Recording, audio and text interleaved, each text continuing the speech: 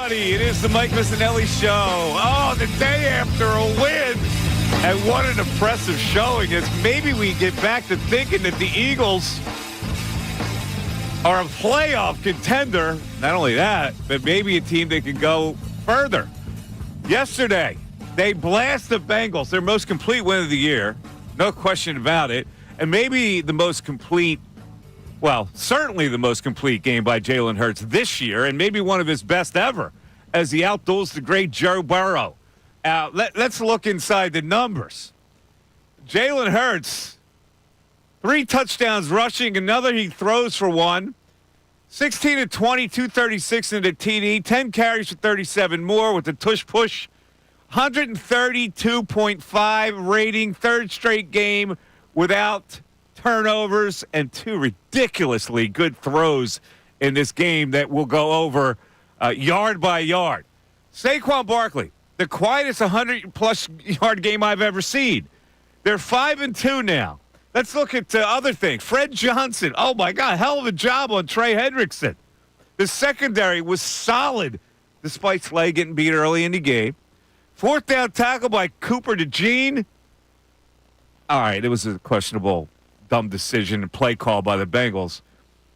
But after the game, Reed Blankenship, the vibes are very high right now. And in the end, the coach, Nick Sirianni, scurrying around the locker room singing Michael Jackson. Could things get any more appropriately important right now? Bill Colarulo, the people were singing your praises yesterday. Actually, you were singing your own praises about the head coach, Nick Sirianni. But guess what? You have disarmed everybody today about the head coach because it looks like the Eagles put together something here. What say you, Bill? They have put something together, Mike. I mean, it is a great day to be an Eagles fan today. You look at this football team, and not only are they coming off their most impressive, complete win of the season, you're looking at a 5-2 football team.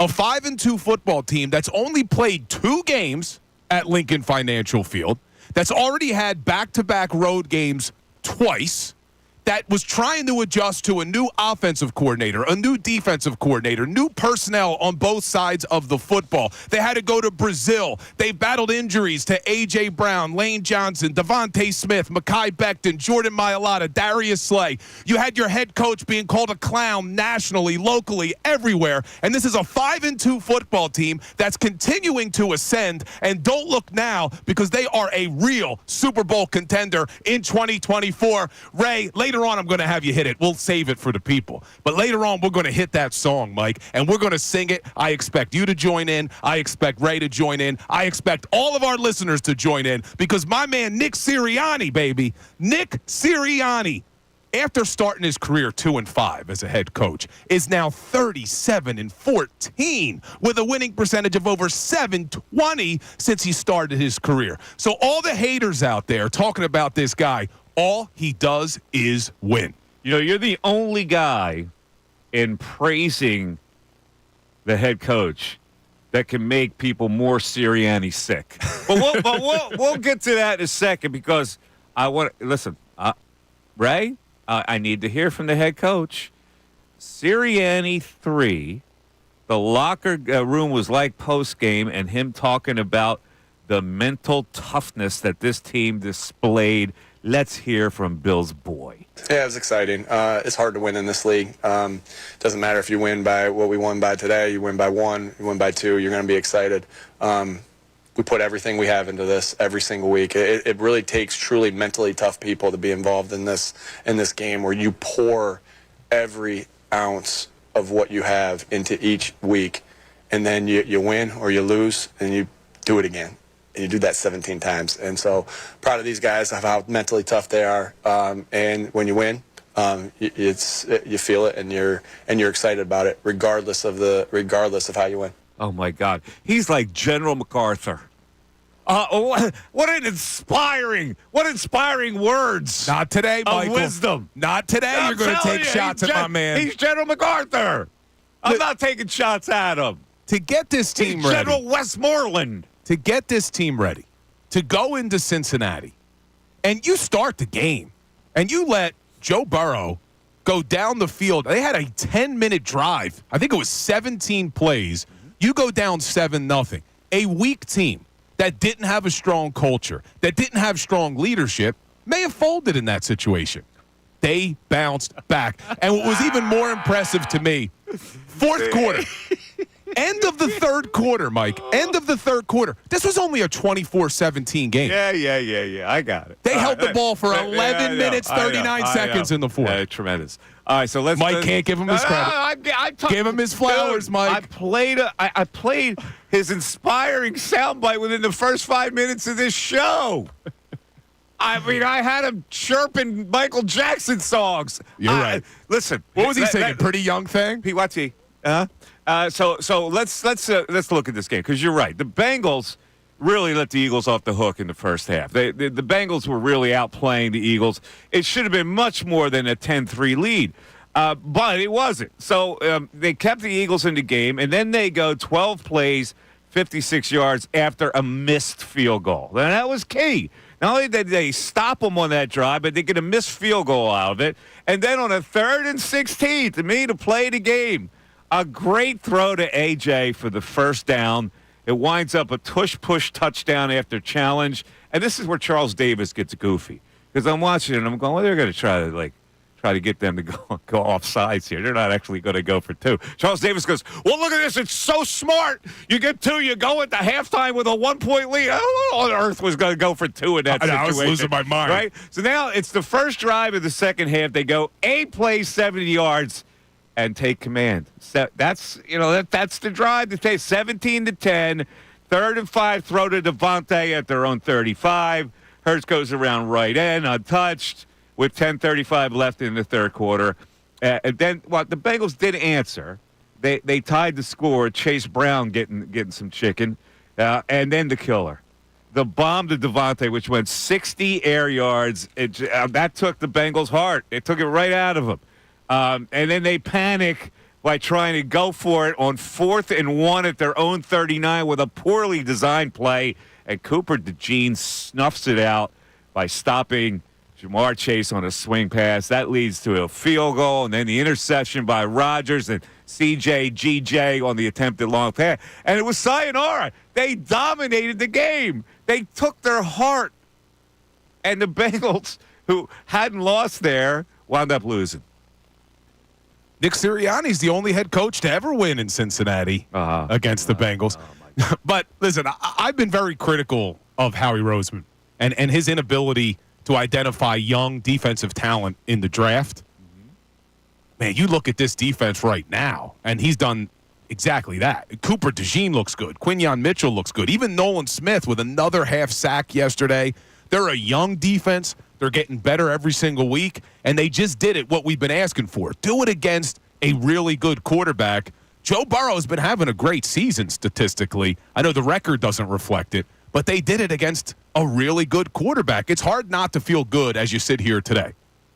Yeah, let's I can't give enough laurels to Nick Sirianni here. So let's go with the Sirianni 14 on his buzzed head. Because they're now undefeated. Not a shaved head, Mike. Yeah, the buzzed head. Here's what he said. I buzzed my head. All right, shave's a lot different. Right? Keep it sealed. You gonna keep it shaved? I don't know. My wife doesn't really like it, so yeah. All is just flowers and candy. 3-0 in the Baldiani was that what they're calling him, Baldiani? 3-0.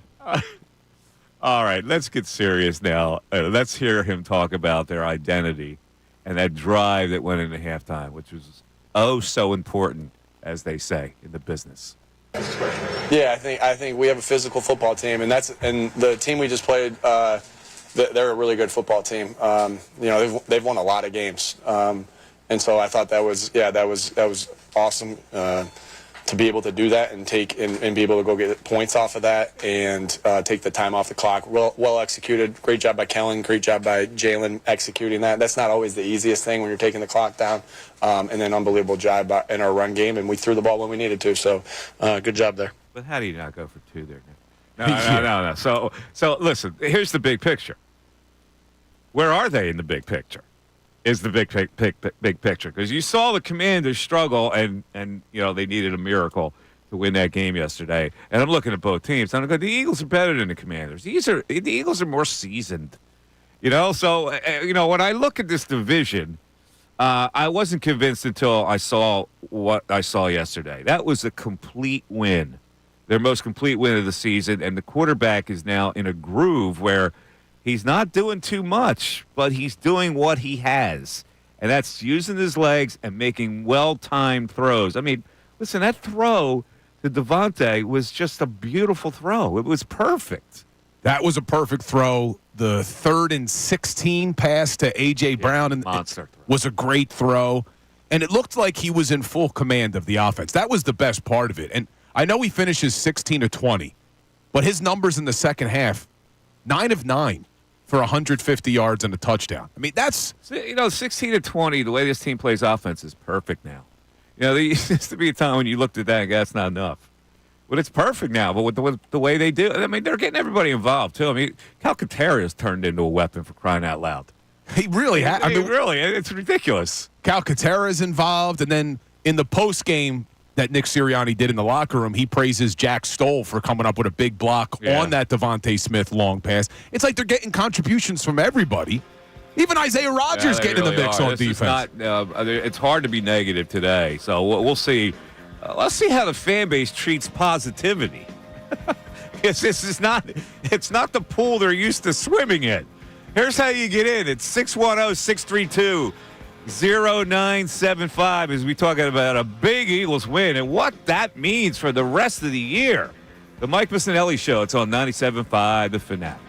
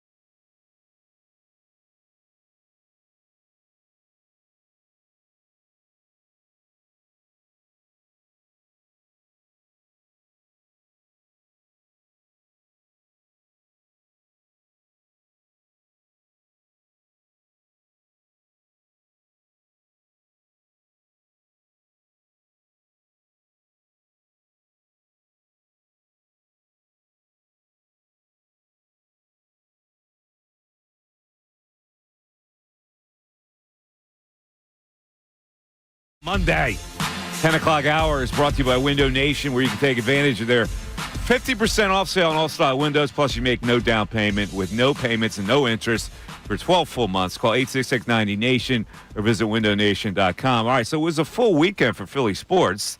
The Sixers get their first win yesterday. I think the Pacers kind of handed that Tyrese Halliburton gave that game away with 2 turnovers in regulation, and he missed a free throw in overtime. And Caleb Martin, your boy, thinks that they have a 3-point lead and fouls. It's terrible. Halliburton with a chance to tie it, and he misses the free throw. See, that's I don't understand how players can be so unplugged that they don't even know the score. Big mental mistake. That's ridiculous. But anyway, the Sixers win the game. Flyers, following a big win with a loss. But nobody cares about those two sports today because of what the Eagles did yesterday. A dominant win, and it's got people thinking, well, maybe this could be some kind of magical season. I don't see how you can't feel good right now about this Eagles team because everything that we were worried about. Look at the offense. Well, I was worried about Jalen Hurts. The turnovers were an issue. He didn't look like he had a command of the offense at certain times. Well, that's been absolved. I mean, 3 weeks in a row now, Jalen looks pretty good. No turnovers. Yesterday, probably his most complete game since maybe dating back to the Super Bowl. I mean, really, when was the last time Jalen looked that good in this offense? And then what I was really concerned about was the defense because they're coming off such a horrible season where they finished in the bottom of almost every category. Now the defense looks not only average, they look really good. I mean, they completely shut down Burrow after that first drive. After you give up 7 points to Burrow on the first drive, you're thinking, it's going to be a long day. Hold them to 10 points the rest of the way? And you got these young guys who are going to continue to improve every single week. It's hard not to feel good about this football team right now. You know, there's a presidential election going on right now. And what did I tweet yesterday? Nick Sirianni for president. Nick Sirianni for president. That's what Mikey Miss is tweeting. I don't know how high I can go. I mean, that's about as high as I can go, right? Listen, you got to give, and we joke about my love for Sirianni, and it's become a funny thing. So much good. But if you're looking at it objectively, you do have to give this head coach a little bit of credit. It hasn't been an easy start to this season. It really hasn't. There's a lot of people that just won't go as far as you're going right now. They will not. There's once our city turns on someone, it's very hard to get them back, and I understand that. But you have to, if you're being objective, the 7 games that this team has played, the fact that only 2 of them have been at Lincoln Financial Field, the fact you had back-to-back road games twice, you had to go to Brazil, you have all these injuries, and also, let's not forget, you're coming off of that collapse last year. So things could have went south quickly, and they haven't. Yeah. He did, he started off, he made a terrible decision to throw to Gainwell on that play. Hurts. Yes. Yeah, that was right. And so he had to kind of get past, that was, we're going, oh no, here we go again. It's a terrible decision. And then it just clicked in for him. Yeah, that was a really bad throw. Really, it should have been picked off. Yeah. But you're right. After that, he settled down and just looked like complete command of this offense. Made some great throws. But I think that's the magic number. Around 20 passes a game for Jalen. You have such a good running game. Look, this team, I know the Detroit Lions look really good. I know the Commanders won by a miracle, as you said. There's no reason to think that this team can't get to a Super Bowl. Will they? A lot to be. Listen. See, now you're going crazy. Well, no, my wife said to me yesterday. Because they're not as good as the Lions are right now. My wife said to me yesterday, are the Eagles good enough to win the Super Bowl? And I said, I'm not going to say they're going to, but you certainly can't say they can't. See, that's where I am right now. You can't look at this team and say they're not. Is to say that they're better than the Lions at the end of the day. Now, do you believe that? As we sit You here hate today, the Lions. I mean, you have disrespect for the Lions anyway. So can you actually say right now, you put those two teams stacked together, who's the better team is? Right now, I would say the Detroit Lions. But Zach Taylor yesterday, going for a 4th and 1 from the 39, that's a Dan Campbell move. And when Dan Campbell is in a close game, he will lose a game with his bad coaching in-game decisions. That's going to happen. But right now, you're right. The Lions are the better team. I see. When you mention Super Bowl now, you're going ridiculous. I said it's possible. Well, It's listen, possible. It's possible that I walk outside and get hit by a car. I think it's a lot more likely that the Eagles would go to a Super Bowl than you get hit by a car. Let's hope. Knock on wood. I'm not as spry as I used to be. There's a funny text here on Bill's Love. So I was seeing these yesterday. Bill. Bill must be this. Bill must be that. And I had a tweet. I said, "Well, Bill's not available right now. He had to change his drawers." So let's go to the text board. Bill Sirianni is back in town. What do you got, Ray? Jay the Taylor checking in. Can somebody tell Bill to wipe his mouth of all the drooling over Sirianni? Yeah. See, people are not ready to drool over him. They're like you. They're ready to give him a pat on the head, on his shaved head. I've said this before, buzzed man. head. Whether you like the guy or not, you can't deny that all he does is win. All he does is win. It's all he does. I mean, you look at his record. All they do is win. And what has been the one constant? He did it with Steichen and Gannon as his coordinators. He did it with Brian Johnson, Sean Desai, and Matt Patricia. Yeah, we didn't like the ending, but they did start that season 10-1 with those coordinators. And now he's doing it again with Kellen Moore and Vic Fangio. You got to give the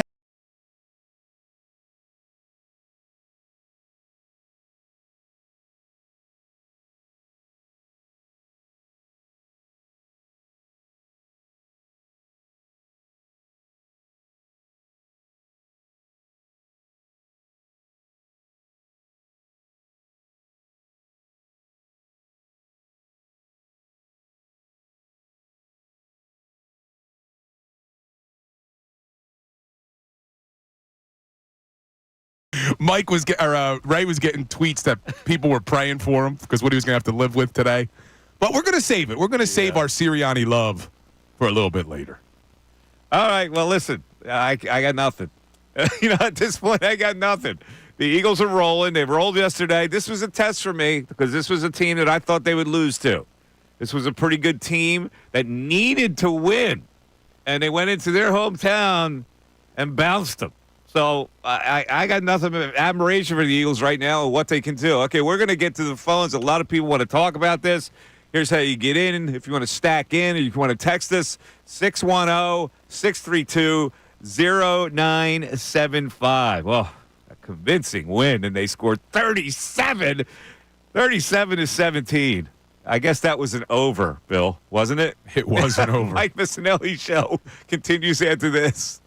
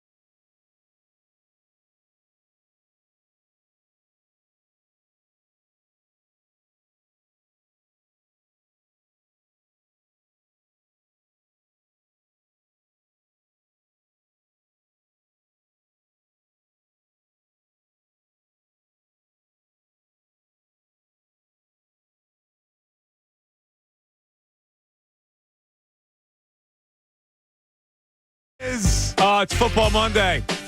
Brought to you by Pierce Phelps Bryant Heating and Air Conditioning. Visit nopaybryant.com.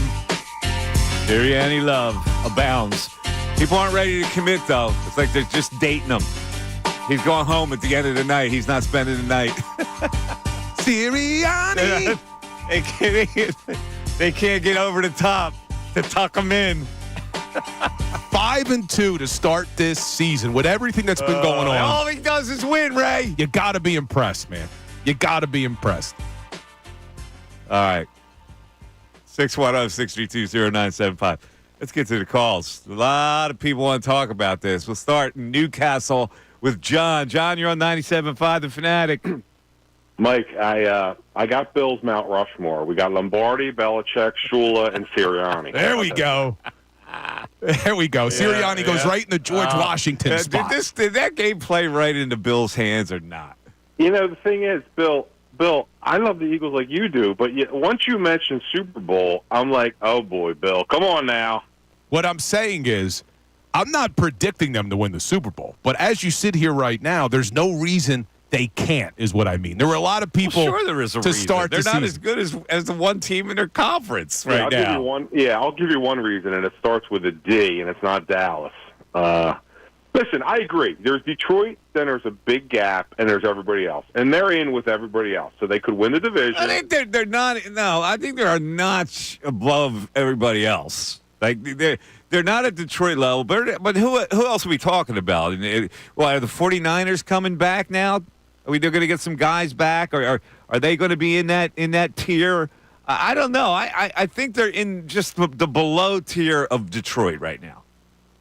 Yeah, and I tell you one thing, though. I mean, even for the years that beyond this year, I'm so excited about the defense. I mean, like, only Slay and Graham are older. Everybody else is a young buck. Yeah, the linebackers have played okay. Bourne got lost in the one pattern in the middle of the field last night, but their linebackers have played okay. Dean has not hurt them. He's actually helped them more than he's hurt them. The defensive line is pretty playing pretty stout, but their secondary is really good. When you add those two rookies in there, they're pretty representative now.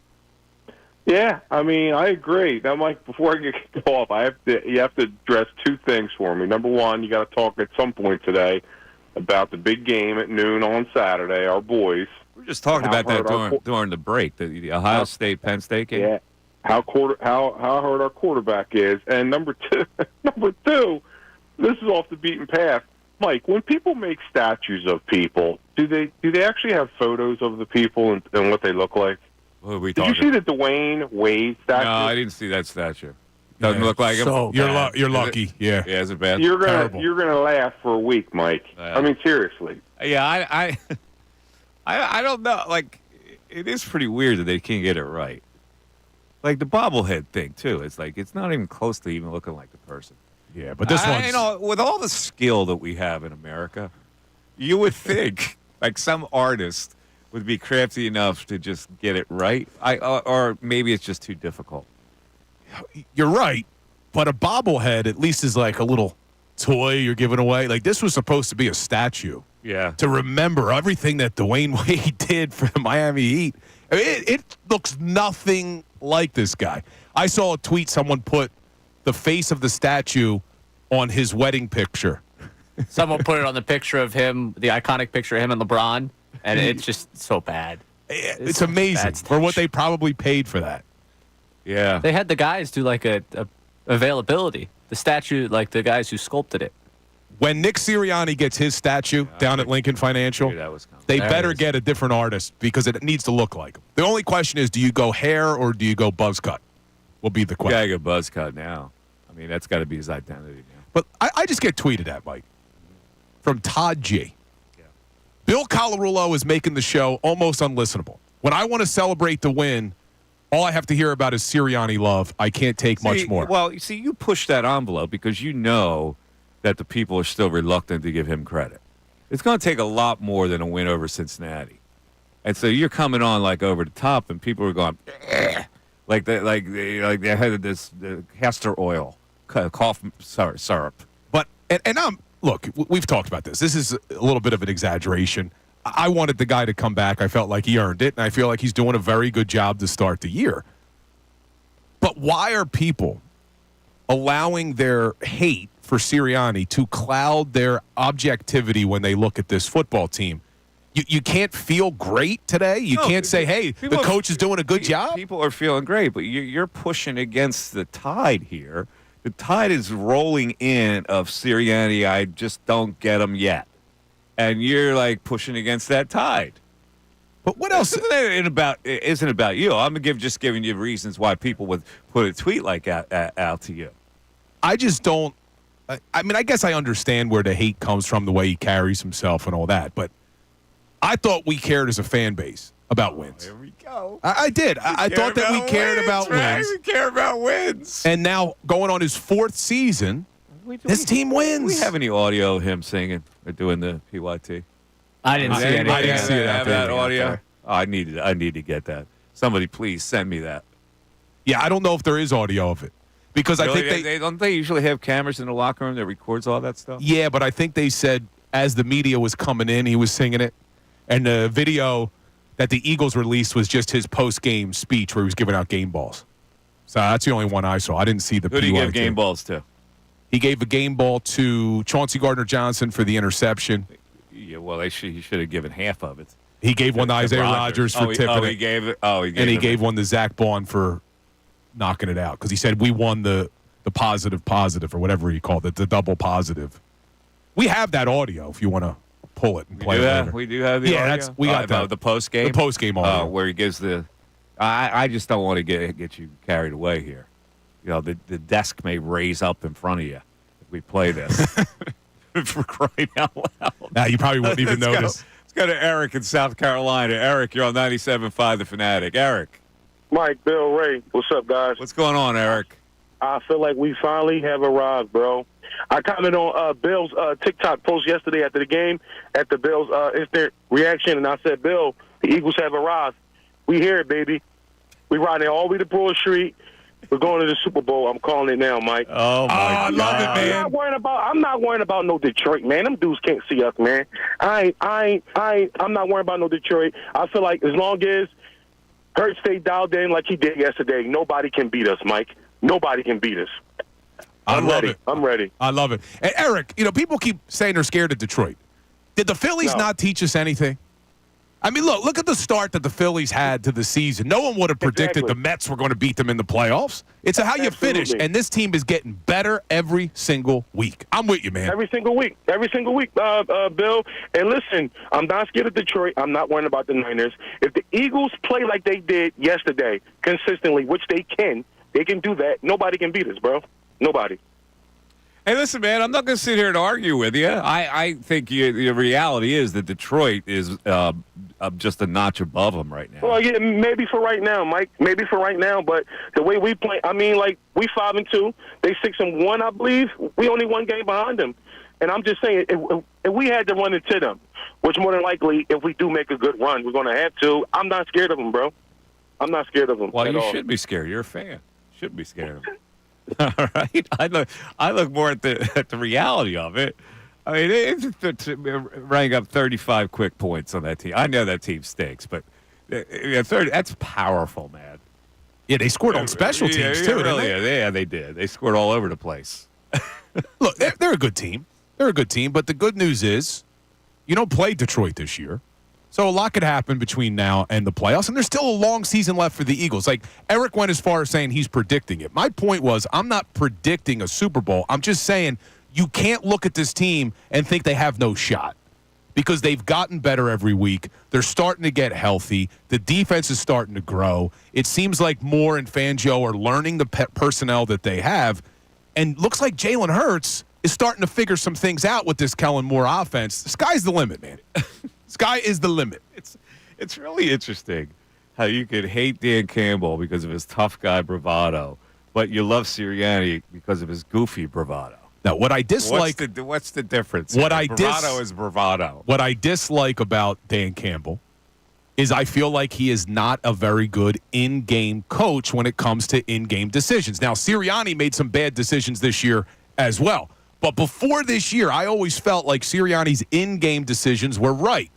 And I felt like against Cincinnati yesterday, he was appropriately aggressive when he had to be, kicked the field goal when he had to be. You don't get that from Campbell. Campbell is gas pedal constantly, and eventually it comes back to haunt you like it did in the NFC Championship game last year. I'm going to milk this for all it's worth today. So, Ray, can we hear it? We have Sirianni's post-game stuff. No, I guess we don't have them yet. He's pulling it from because I'm going to. He's pulling it from Instagram. I am going to just slurp with Nick Sirianni just to make you happy today. Let's go to Ish in Levittown. Ish, you're on 97.5 The Fanatic. What's up, Ish? Hey, how are you? I have to start this off with Bill. I really do appreciate you because you stuck by Nick Sirianni when everybody in town were trying to kick him out, kicking him down after basically a mental breakdown. Bill stuck by him. Even the morning show, we're looking at intern coaches to fire him. His players stuck by him, and I think like the fans especially need to appreciate Nick Sirianni. I really believe that he galvanized his team, and to that win yesterday, he let his coaches coach, which everybody wanted them to do, and now like nobody want to give him praise. So like I still don't get it, and I believe what Bill said. I think we're better than Detroit. Detroit really hasn't played anybody, but yeah, I believe in Nick Sirianni. I'm glad you do, Ish. But you have to understand that 100% of this fan base is not going to gravitate to him yet. They're not going to gravitate. He has dug a hole for himself with some things that he's done and not done this year, right? So one game is not going to get people over the top as much as Bill wants it. I don't believe that. I have to come back with you on that because he's on the 3-game winning streak. We want. Listen, I get it. I'm just telling you what the fan base thinks. You think there is 100% praise? They're reluctant to give him praise. He scares them in a lot of ways. You can see that. I'm not saying me. I'm saying that the fan base. I read the fan base. The fan base is not going to go over the moon for the guy yet because he beat Cincinnati. I get that, right? But it also reflects the voices of, like, the morning show, you guys, and Tyrone. Like, our voice goes through you guys. So like, if we're spewing negative energy, that's what we're going to get back. And I just, I appreciate Bill for. Oh, then you got to like knock on everybody's door and try to counsel the negative energy. I'm not supposed to wave the flag for Sirianni. I evaluate the job. Yesterday was a tremendous win. I got nothing bad to say about the guy. I think he's a goof, and he'll have to prove me wrong, like as a head coach. But I think, just last thing before you hang up, I think by you saying that, like you're saying, it's my opinion. It's my opinion. I think he's a goof. All right, what do you want me to do? No, not goof. I think when you say I'm evaluating, you should evaluate the game. What did I do? Did you hear me open the show? I gave him nothing but praise. I gave the Eagles nothing but praise. I know, but people think that's like dramatic praise. Not dramatic praise. It's not. What are you talking? What do you mean dramatic praise? No.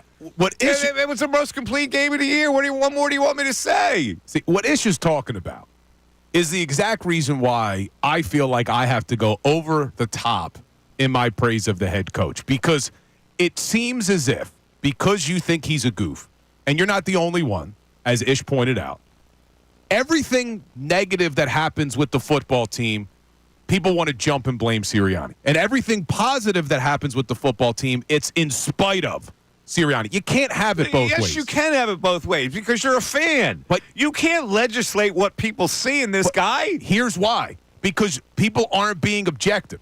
Because you keep saying, he's got to prove to me. He dug a hole where people can't be objective. So what it takes is the hole now constantly has to be filled week to week. But You're Mike, sitting here thinking that everybody now should go to church and confess their sins because they didn't like Sirianni. Yeah, and the reason why is because of what you just said. He's got to prove to me as a head coach. It's now his fourth season. But they've gone to the playoffs all 3 years. Perspective. You're trying to bang in your perspective in their brains, and you're not respecting their perspective. And their perspective sees it a little lesser than you. And their perspective and yours is wrong. The perspective is wrong. Listen, my perspective is that he's a goof. He's always going to be a goof. Now, can he be a winning coach as a goof? I guess it's possible. I didn't say. I've never said he's a terrible coach. I'm saying there's some things that he does that I don't like, which makes him, in my mind, a goof. All right? But that doesn't mean that he can't win something. All right. 3 years. They've gone to the playoffs every year. One of those years they went to the Super Bowl. Why are you still trying to put a closing argument for Nick Sirianni? Because what I'm asking you is, you're saying, people aren't there yet. What is it going to take? I don't know. Ask them. What is it going to take Ask to them. come around on this guy? Their perspective. You're using your perspective, and you're using it to pound people over the head that you shouldn't have this notion of Nick Sirianni. Well, they do. So why do they? Well, something that Nick Sirianni does has turned them into this area. And you're frustrated by the fact that they don't see the same thing as you do. And I think what it is it's the way last season ended. And I think if people are being honest with themselves, you're scared about it happening again. You ignore that. This is what ticks people off.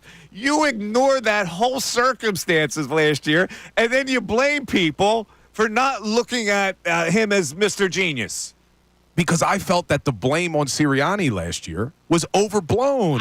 It was over the top. How on earth could it have been overblown when they authored one of the most historic collapses in NFL history? For several reasons. And I've gone over this ad nauseum on this station.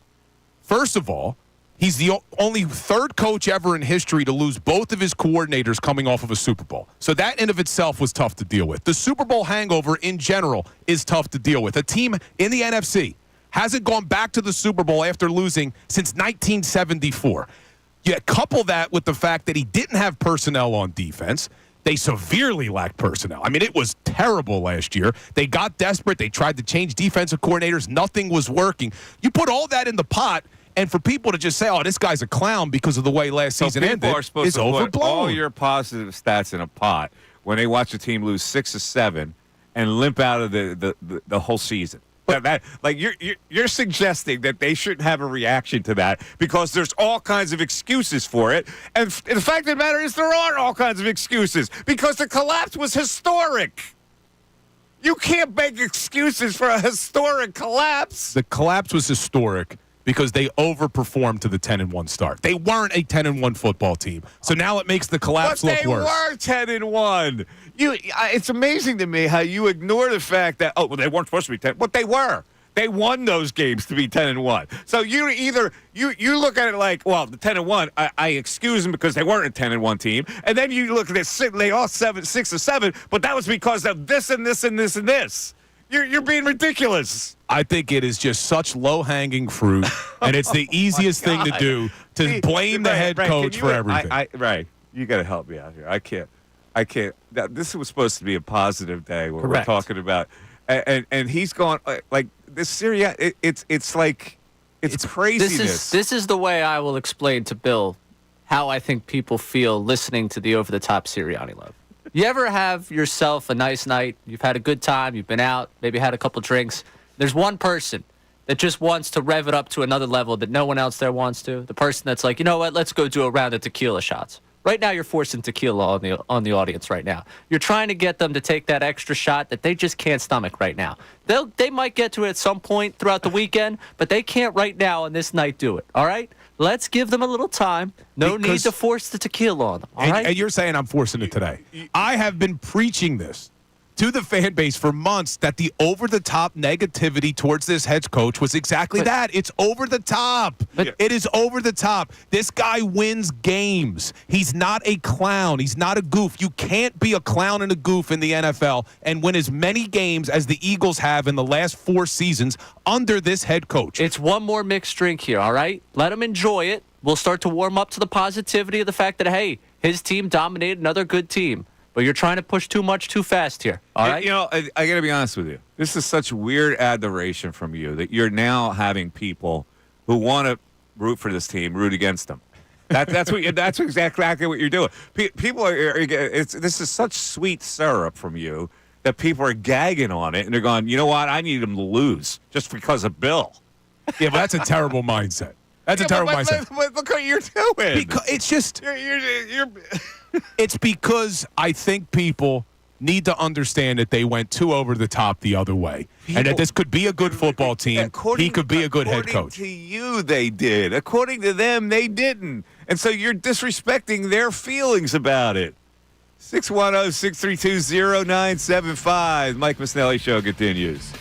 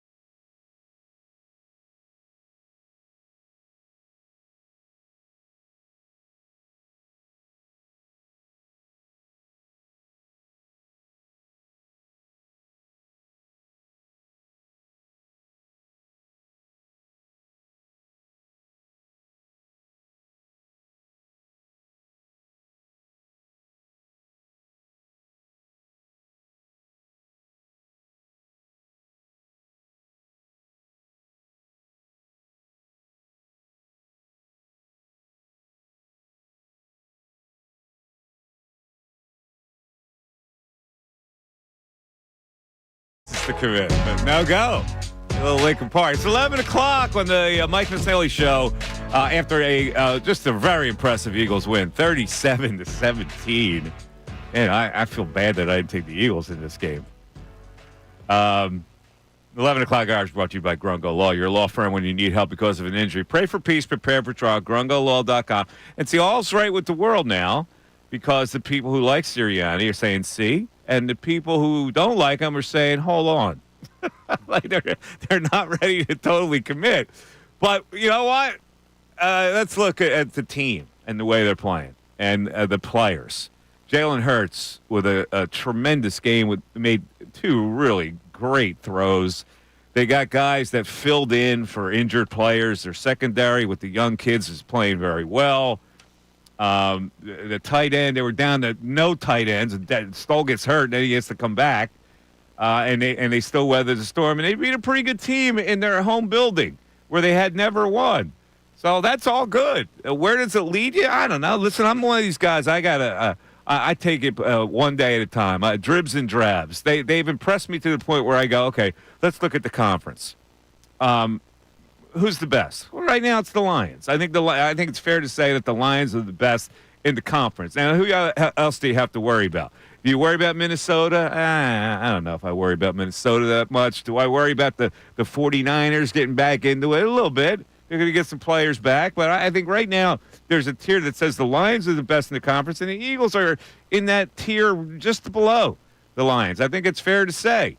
And they got some winnable games coming up. Dallas is completely checked out. So, all's good right now. Let's go back to the phones. Let's go to Mark in Philly. Mark, you're on 97.5 The Fanatic. What's up, Mark? Mike, welcome back. It's great to hear you. Thanks, buddy. I'm just curious how did anybody else see at the end of the game, maybe 4 minutes left? Now, your screener said it was Sweat. Well, I thought it was Nakobe Dean. Physically pushed his head coach off of him because he doesn't want to be hugged or he doesn't want to be disciplined on the field. It was on TV. Why don't we talk about that? I didn't see that. I didn't see the context of it. It could have been like, It was not jovial, Mike. It was not jovial. It was get off me, dog. It was get off me. I didn't see that. Anybody see that? I didn't see it. I saw it. Who was it, Ray? What was it, Ray? It was Josh Sweat, and he was going in. It looked like he was doing, grabbing at his helmet to take off the strap and basically say, hey, you're done. And I don't know if Sweat liked the fact that he went up to the... Because he grabs it like the strap of his helmet. And I think it was Nick Sirianni's kind of over-exuberant way of saying, hey, man, you're done for the day. Yeah. I'm watching and it. And he pushed him away. He extended his arms to get away from me. I'm watching it right now. Yeah. I don't know. I can't. So, I don't know what that means. 2 weeks now, we've seen a player in the Philadelphia Eagles organization push the head coach off of them. I don't know what it means. I really don't. He's got to stop that stuff, though. He's got to just be a leader. You don't need to be a rewarder until you get in the locker room. Yeah, Players don't want that. They play because they love the game. They don't play because of Nick Sirianni. They play because they love the game. I agree with that part of they don't play for their head coach. They don't love Nick Sirianni. I can't interpret. I don't know what that was all about. I mean, it may be harmless. As a fan, looking at it, watching the game, seeing that, not knowing the intricacies of whatever, it looks like, yo, dude, you made me mad. You peed me off. Yeah, I mean, I don't know. I can't read into it. I didn't see it. I can't read into it. Even it could have been done jovially. It could have been competitively. It could have been done. That was Sweat's competitive reaction to Sirianni's competitive attempt. I don't know. What does it look like to you? I just watched it.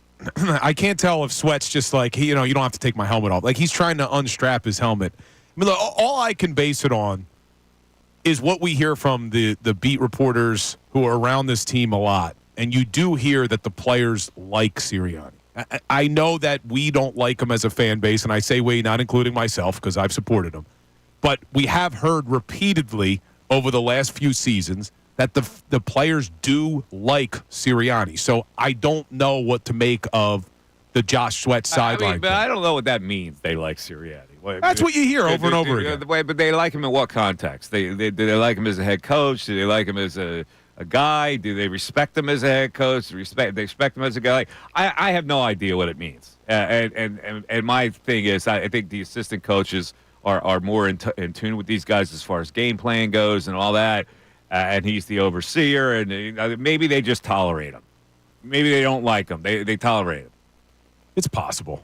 It's possible. Maybe there are a lot of guys that roll their eyes, but they know he's the coach. They can't do anything about it, so they just go about their business. I don't know. But I don't think this – I mean, at least the video I'm looking at, it doesn't look like it's that big of a deal what Josh Sweat did. All right. Mitch in Phoenix. You're on 97.5 The Fanatic. Mitch. Good morning, guys. How you doing? What's up, Mitch? Bill, I got a question for you. Before you came to the Fanatic, were you friendly with Mike? Mikey Miss? Yeah. Me and Mike met last year. We used to do a post-game show together, but that was it. I didn't know Mike before last year. Oh, okay. I don't think Bill even knew I did a radio show for 30 years. Like, Bill's one of those type of guys. He's kind of like he's kind of like oblivious to stuff like that. I was a big Eskin fan, and too much. Well, go ahead, Mitch. But you're both former attorneys. Is that correct? You both have law degrees? That is correct, yeah. Oh, okay. Well, I feel sorry for you, Bill, because it's not easy with Mike. Ever since he came back, he's been in a very nasty disposition. I disagree. Look, me and Mike have fun every day, but he hasn't been too nasty. I've been a prince. Yeah, I don't think you've been too nasty. I don't know what you're hearing in Phoenix, Mitch. The sun's getting me a little bit. I've been nothing but a kind prince. Except to Nick. That's it. Okay, I got it. Mike Eberfloss, am I saying the name correctly, the head coach of the Bears? Yeah, Eberfloss. Is his name Mike? Matt. It's Matt, yeah. Matt Eberfloss, yeah, correct. Who's more responsible for that last play, special teams guy or the head coach? Special teams guy. So he should be fired. Well, you fire him, but there's always got to be should be a guy in back of that line in case there's a tip. Yeah, you should fire that guy. I've watched that replay at least 5 times.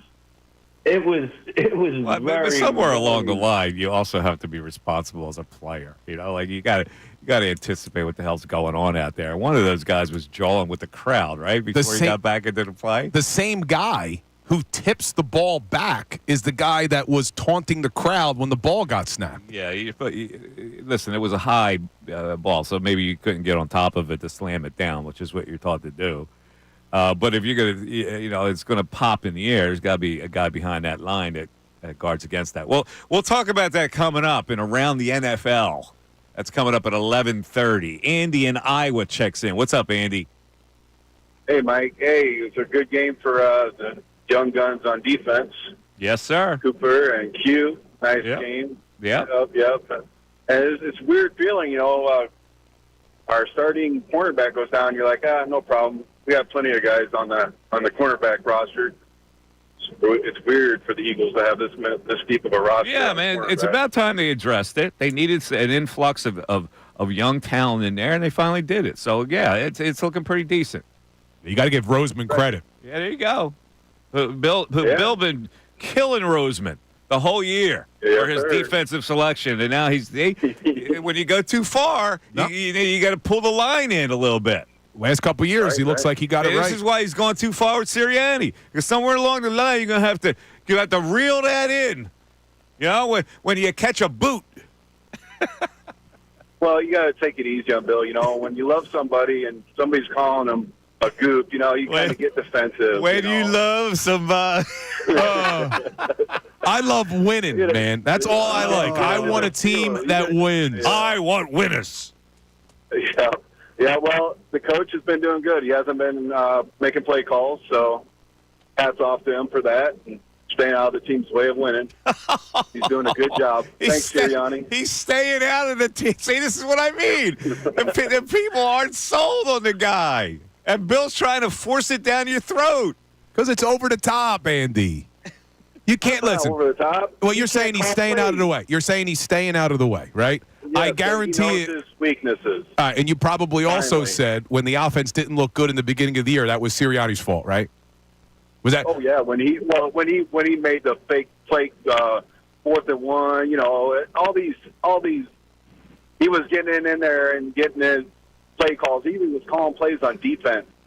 So, like, he just needs to stay back. Well, listen, if he was he made the right calls then. If he was getting in there making calls, he was making the right calls. See, I listen. I think the guy is. Yeah, listen. You know how I feel about the guy personally. I think he's just. Yeah, whatever. But I'm not one of these guys that's going to tailor my my evaluation of his coaching ability because I think he's a goof. If he coaches well and they succeed, okay. I'm just giving you my flat out opinion of what I think of the guy. I get you. Right? But the caller, his first point was about this defense and the young players. In the last 3 games, this defense has only given up 29 points. That's their lowest total over a 3-game span since 2016. Rolling. Looks like Fangio's got he's in sync with this defense. Things are looking up right now. Yes, they are. 610-632-0975. There's 2 lines open if you want them. Mike Missanelli Show continues.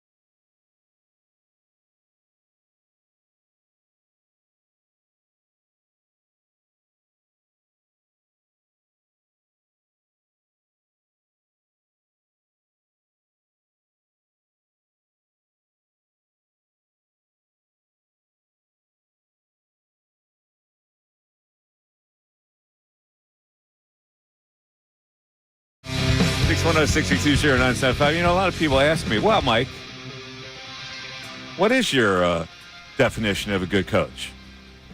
Since I've said that, Sirianni's just not my type of guy as a coach. Well, what is your type of guy? Well, I got to be honest with you. I don't really know. But it's like pornography. You can't define it, but you know it when you see it. It's a nice pull from a Supreme Court case. There you go. And so I go, I don't know. I get a feel. That's what I go by. I go by feel. Now, this guy, you're right. He's accumulated a good record. What I saw last year tainted me with him. And what I see with the happy high school stuff, I don't really that's not my type of thing. But listen, I'll sit here and say if the Eagles will get to a Super Bowl or if they win their conference or they play for the conference title, I'm always doing something right. Like, I'm not that type of guy that's going, I hate the guy, and I'm going to criticize him every week whether he wins or not. That was a complete game yesterday. Complete game win. So I got nothing negative to say about the guy. It was a complete game win, and he does win a lot. And I just think the reason I go a little over the top with the praise is because I think people go over the top with the negativity. And if you take a look at the way this season has started, there has been a lot of adversity between injuries, travel, road games, Brazil, all of that. National media calling him a clown. Now, he did create that himself, so you can't be the fireman that starts the fire and then puts it out and get the hero award. But there has been a lot of adversity that this team has overcome. Everybody has adversity, Bill. To this level, though, and to be 5-2 through it all? If you lived in all those other cities, you would say, oh, look at this team, how they overcame adversity. Right. There's always something that pops up. How many teams started the year in Brazil? Why is this so important to you that they started the year in Brazil? Because they went to Brazil and they beat a Green Bay Packers team that a lot of people were ready to anoint, and they're 6-2. The Packers. Well, but teams that go to London, it's the same. Like, it's just part of the whole thing. Like, why is that such a detriment because you went to Brazil? Because that was a big win. I get we it. gloss over that. Why is that? Like, why is that? Oh my God! They got on a plane and went to another country. Like, what was the big hardship? It was just like a road game, but it took a few more hours to get there. What the big hardship is they've played 7 games. 5 of them have been away from home, and 1 of them was in another country. So when we talk about adversity, you got to factor that in, and then you add in the injuries and everything else they're dealing with. The fact that they're sitting here at 5-2. If they would have lost that game, you would have had an excuse that they were in another country. Like, I don't understand. Like, what's the point about them going to another country? Well, all offseason, when it got announced that it was going to be the Packers in Brazil, fans were up in arms because you lost a home game against a really worthy opponent. So the fact that you had to play that on a neutral site international game was not helpful to the Eagles. But the other team had a plan on the same thing. Like, they did, but the Packers should have played that game at Lincoln Financial Field. They avoided having to play a true away game. They avoided that because it was also a neutral site. What I'm saying is there's all these things that if you sit here and look back and put your feelings about the head coach aside, the fact that this team is 5-2 and ascending in the right direction, we should feel very good today. Very good. All right, we do. I think we do. But your source of frustration comes from the fact that people are not anointing King Nick. I just don't know what people want, though. It's like the guy just wins. You got to respect the fact that the people have their own process. All right. Well, there's another polarizing figure. We're talking about Sirianni. Yeah. Let's talk about the quarterback. Yeah. Because there have been people who have been out on Hurts. Including me. I started to question. I said I thought he could get back to the guy he was in 22. He was spectacular yesterday. Well, not spectacular in the first quarter, but he was. That was a great game he put together. Those throws he made were spot on. And the reason why I say that this team should be considered a Super Bowl contender is because if you can get that type of play from Jalen Hurts, and you have a running game like you do with Saquon, and you have a defense that's playing as well as they're playing, why aren't they considered a true Super Bowl contender? Because they're not as good as the Lions right now, based on 1 win over the Cincinnati Bengals after they beat 2 lousy teams. It's really simple. Now, it might get to a point later in the season where you make that judgment. You can't make that judgment now. They beat the Bengals. All right, it's a good win. You can't roll them out now either. That's my point. You're anointing them head of a team that's more accomplished so far. No, I'm not predicting they go to the Super Bowl. What I'm saying is when you look at the NFC, you have to admit that this team is a true contender. With the roster that they have and the way that they're playing. If I look around the NFC and see the teams, you're right. There's one team that's a tier above, and they're probably ahead of these other teams in the NFC. All right, so let's go post game here. Nick Sirianni. Unfortunately, we don't have him singing PYT, but here's his game ball presentation after the game. Remember, it takes everybody. Okay, so on Devontae's long touchdown, Jack Stoll had a block for about 8 seconds. Hey, Slay goes down. Isaiah comes in. Big time play. Hey, we were +2. It's been a while since we've been +2. We know what we do when we win the double positive. We win the game. So, Chauncey. Zach Vaughn. Hey, get Isaiah one too, because he made that play. It took everybody, guys. Enjoy this. We know who we are, right? We know who we are. That's a tough play. This is a good football team. Success takes what it takes. I'll take care of you on the back end, but it takes what it takes. Wow. There it is. There it is. He says, listen, that should inspire some fans to look at it differently. And he says it's the first time we've won the turnover battle in a while. It's the first time in 14 games they won the turnover battle. So a lot to like today as Eagles fans. There you go. So much good. You're damn right it is, Ray. All right, let's go to David in Sicklerville. David, you're on 97.5 The Fanatic. David! Hey, what's up, Mike? First, it's glad to have you back, brother. Thanks, it really man. is. Thank you. Hey, no, good to hear you. But I just wanted to say, for me, it's not a binary choice. You can have them both, Bill, and I really think, as well as the team is playing now, Sirianni deserves credit, but you do have those personalities in football that drive you crazy. We've had it all throughout our history. Donovan McNabb was a great example. He played well, he won games, but his personality just rubbed the fan base the wrong way. Never really got the fans, and so Sirianni, there is some holdover from what happened last year, and I think a lot of fans are just cautiously optimistic about really going all the way in. Because they don't want to be hurt like they were last year. I think a lot of people supported them. And then we had this losing streak that, then they lost us first. It's a matter of trust, David. And you can't legislate trust on fans. You cannot. Fans have to gain their own trust of a guy. And I don't trust them. What happened last year, I told you I wouldn't have brought him back. But I'm also open-minded enough to say, all right, he's here. I got to live with it. Let's see what he does. Absolutely. And then, then when you go and you chastise the fans the way you do, that does not endear yourself to the fan base, regardless of whether or not you're winning. Yeah, we appreciate the fact that the team is doing well. But, there's another side.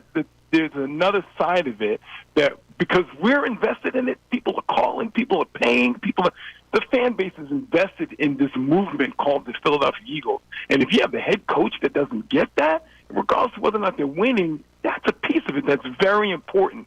So, I think it's not, again, you can have them both. It can be a two thing. It's not just a... Yeah, no, you're right. Clearly, this fan base is reluctant to go all the way to the other side with Nick Sirianni. And it may take them a few more games. The reality that they're one of the best teams, when that sets in, people will be less inclined to think about Sirianni as this so-called goof. And that's not wrong. And that's my point. It's not a wrong thing. To expect fans to go all the way overboard, it's just, to me, it's not unreasonable. It's fine. It's okay for somebody to be have a little reservation as this thing progresses, and we'll see what happens. But hey, man, again, Mike, welcome back, and you guys are doing a great job. Thank you, David. Appreciate the call. Bill's mad at the fan base for not wearing the red S on their shirt. It stands for not Superman, but Sirianni. I don't need people to love the guy. It's just I think you do. I think you love him, and you want others to love him as well. I love winning. And what I don't love is the over-the-top negativity towards a guy who does it more than anyone has done it in franchise history. He's got the best winning percentage in franchise history, and if fans had their way, we would have fired him last year. You love him. Mike Missanelli Show coming up next around the NFL with some highlights that you don't want to miss.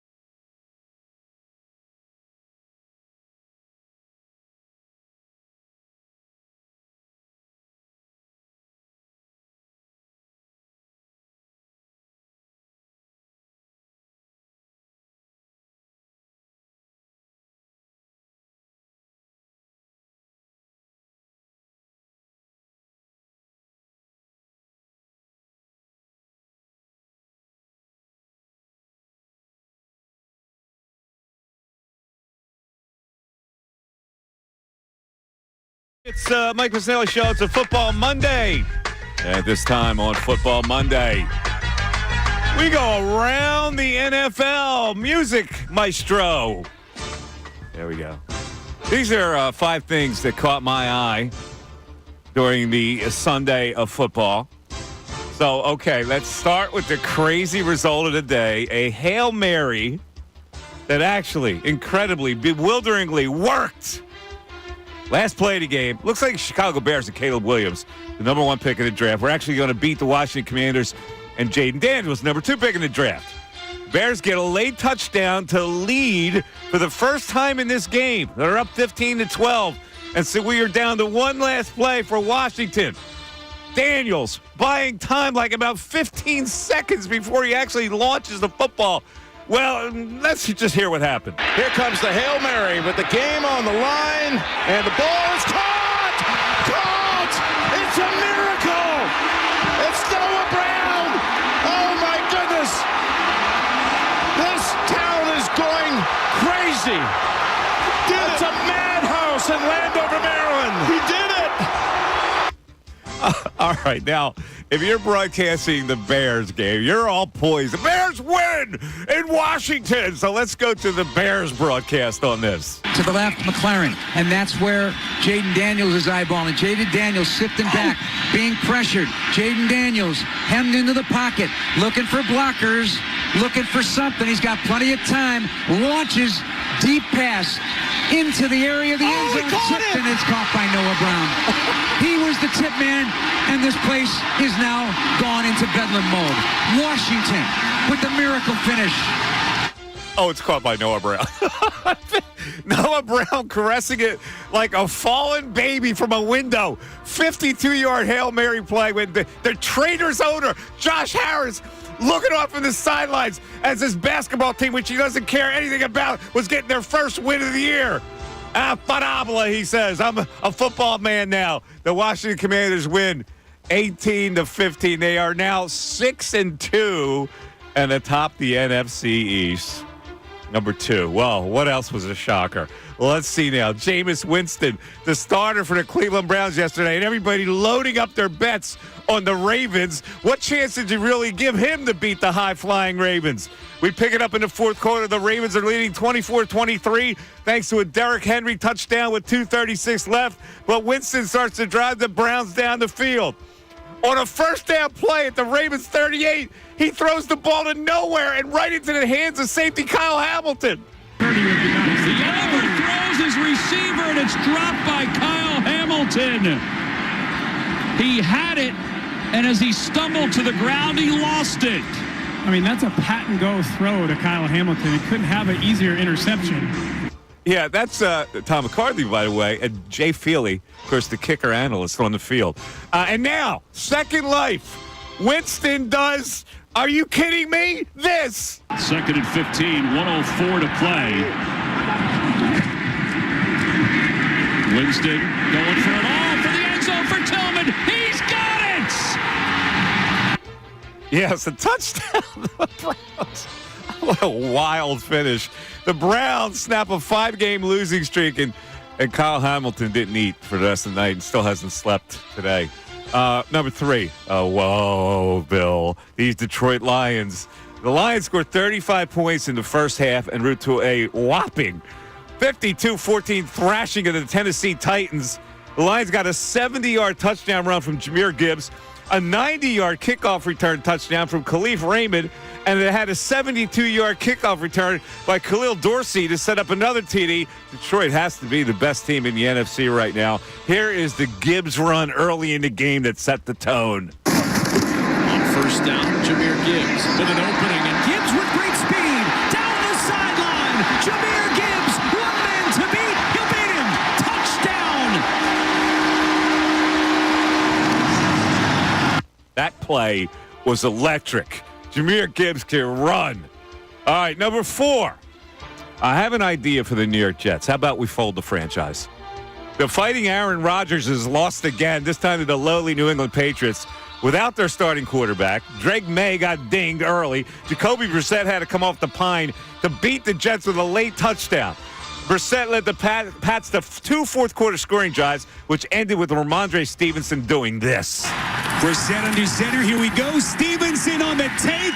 Stevenson is in for the touchdown. Now, the Patriots' own coach last week called his team soft.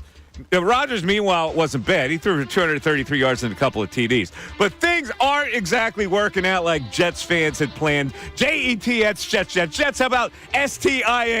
Stink.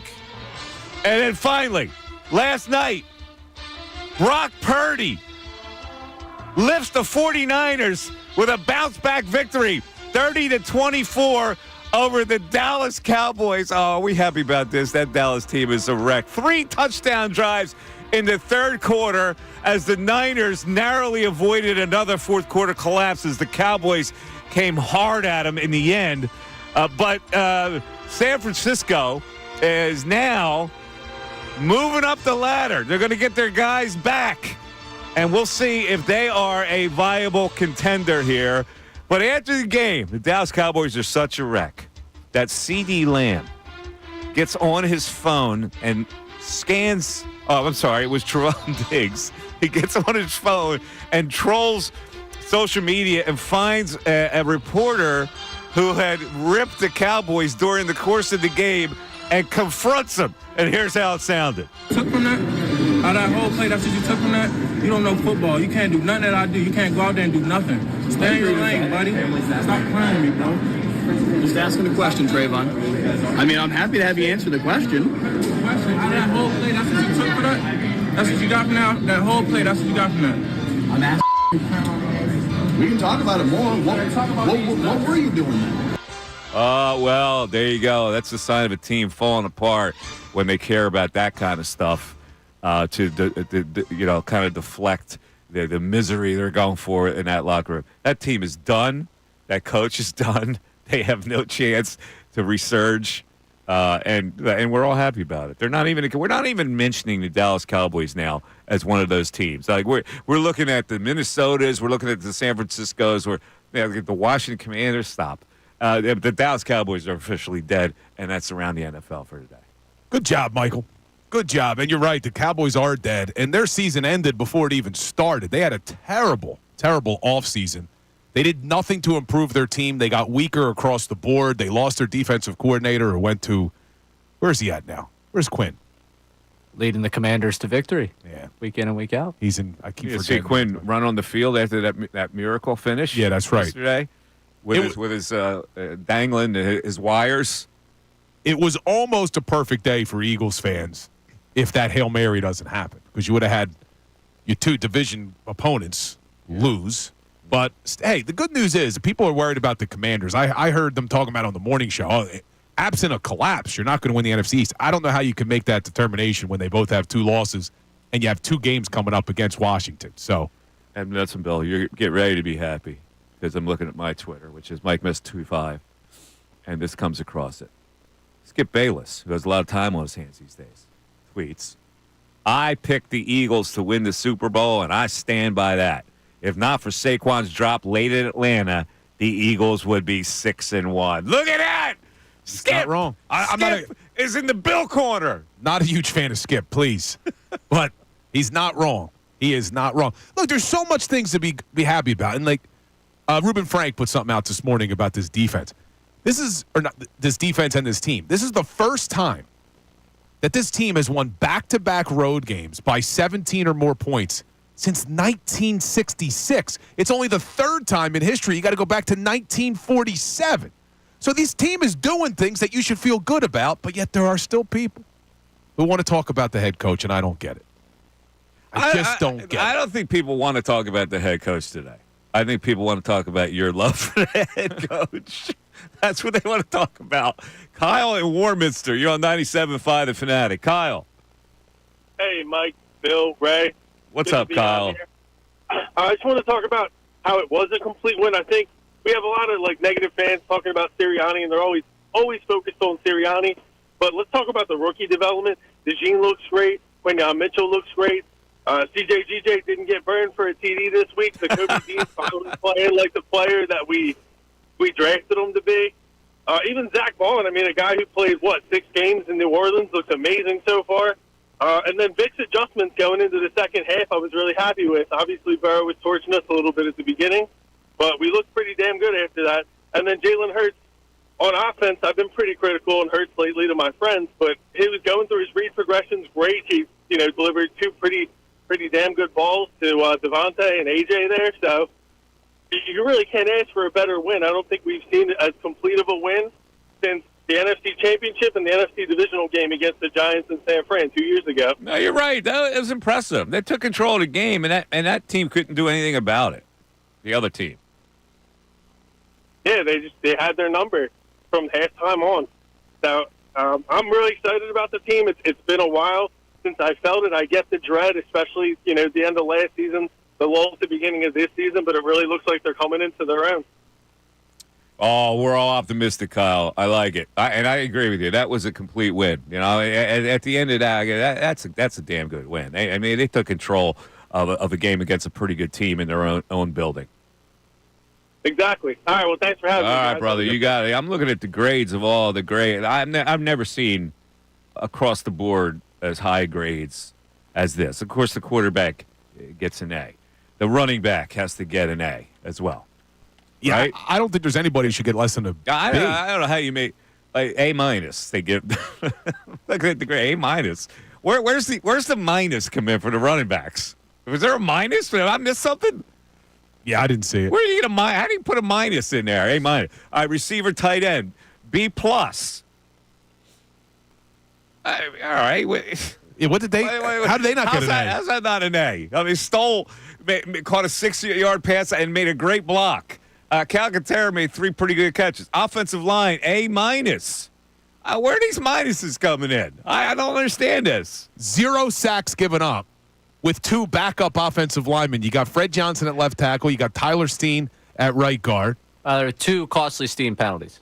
That'll be where the minus comes in. That throws the minus in there. Him stepping up as a backup and performing that well. I'm just trying to find the minus. I was very happy with the game. He had a personal foul, too.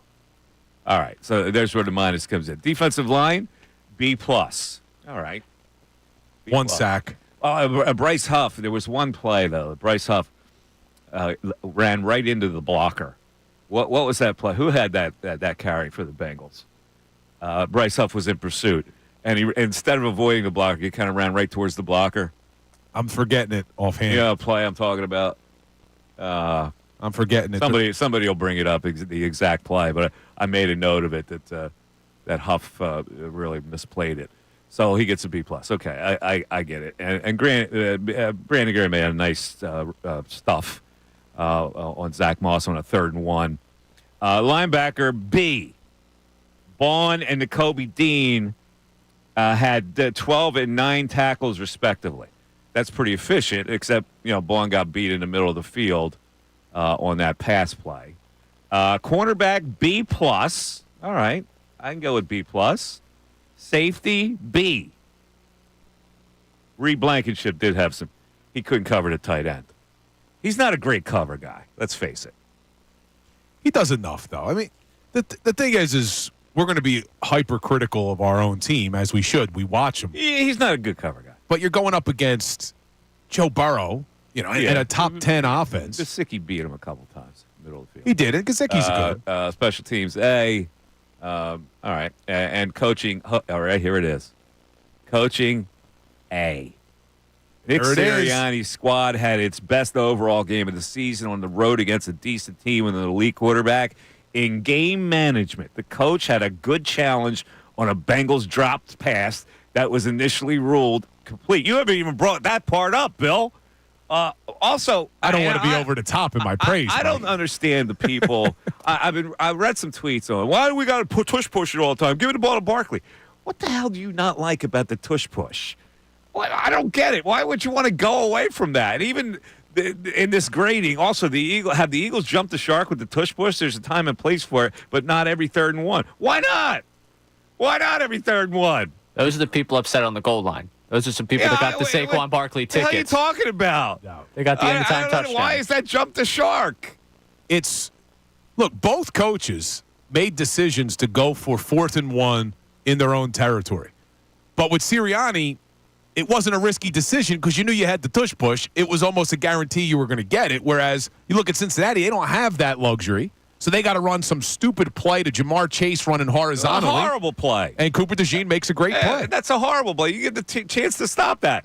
You're not going to stop the tush push. What? You're going to 99.5% of the time that's going to be successful. Why would that have jumped the shark? Nah, you got to keep running it. You know what's crazy, Mike? And I didn't realize this until I went back and watched the game. They had 8 possessions in this game. Eagles scored on 7 of them. 7 of 8 possessions that offense scored. That's pretty damn impressive. And listen, Cincinnati let them off the hook early. There's no question about it. The Bengals should have been up 14-0 in this game. Well, they didn't necessarily let him off the hook. Slay actually made a big play in the end zone. Cincinnati, I think, self-destructed is what I'm saying. Well, they got into not the Eagles let them off the Cincinnati self-destructed a little bit. They got into the red zone, and then the Eagles were able to stop them. A nice play by Slay, forced a field goal, and now it's a 10-3 game. And we got to talk about the decision to defer. It's funny. We talked about it on the pregame show because Andrew was saying, hey, I wish they would just take the ball. The reason you defer is that exact situation. The Eagles were able to score a touchdown at the end of the half, tie it up 10-10. Then you get the ball back to start the half. You come down, you score a touchdown. You turned a 10-3 game into a 17-10 game because of what you did on the coin toss. Yeah, but also Cincinnati took the first drive down the field and scored. But this is why you defer. Yeah. This is why you defer. I think the deferring thing is overrated. It worked perfectly you yesterday. can't legislate a game where you score before the end of the first half and then get the ball back. That's the only problem with deferring.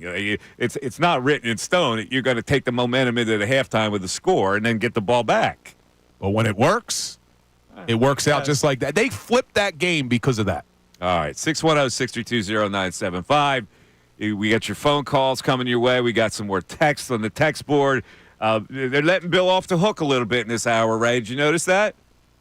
They let him off the hook. I think people agree with me. I think that people are now finally digesting that it was a good win, that it was not about Bill's worship of the head coach. That's, I think, where we should be today. Enjoy the win, folks. Enjoy the win. Enjoy the win and enjoy a real contender. Andy Reid once said famously in this town. Enjoy the win, man. 610-632-0975 back after this.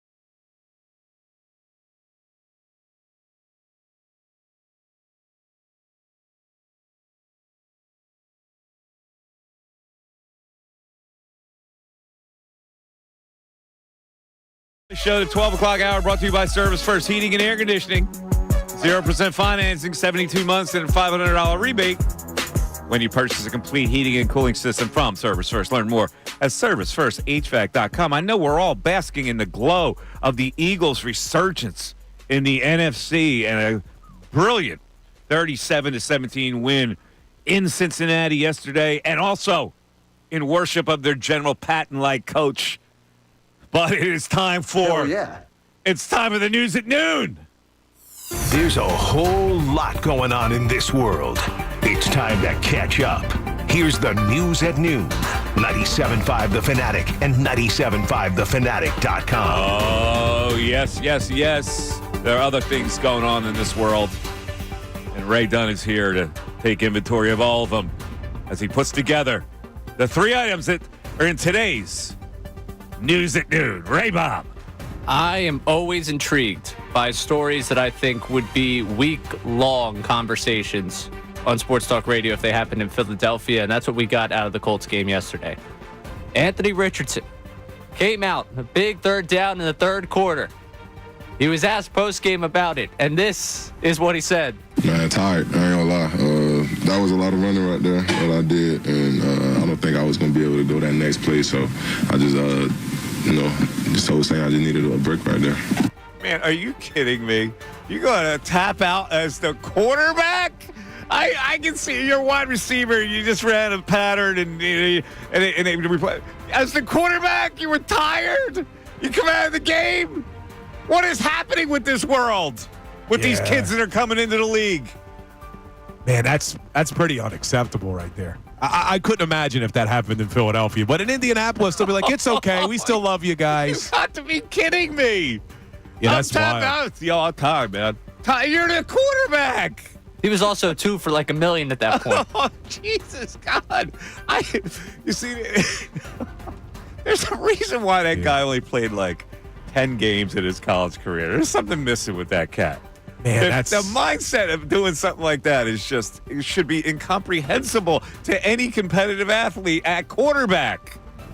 I don't know if I've ever seen it. I don't know if I've ever seen a starting quarterback take himself out of the game because he's tired. I wonder what they're saying. Like, is there a columnist in India? There's actually a good columnist out there. His name is Greg Doyle.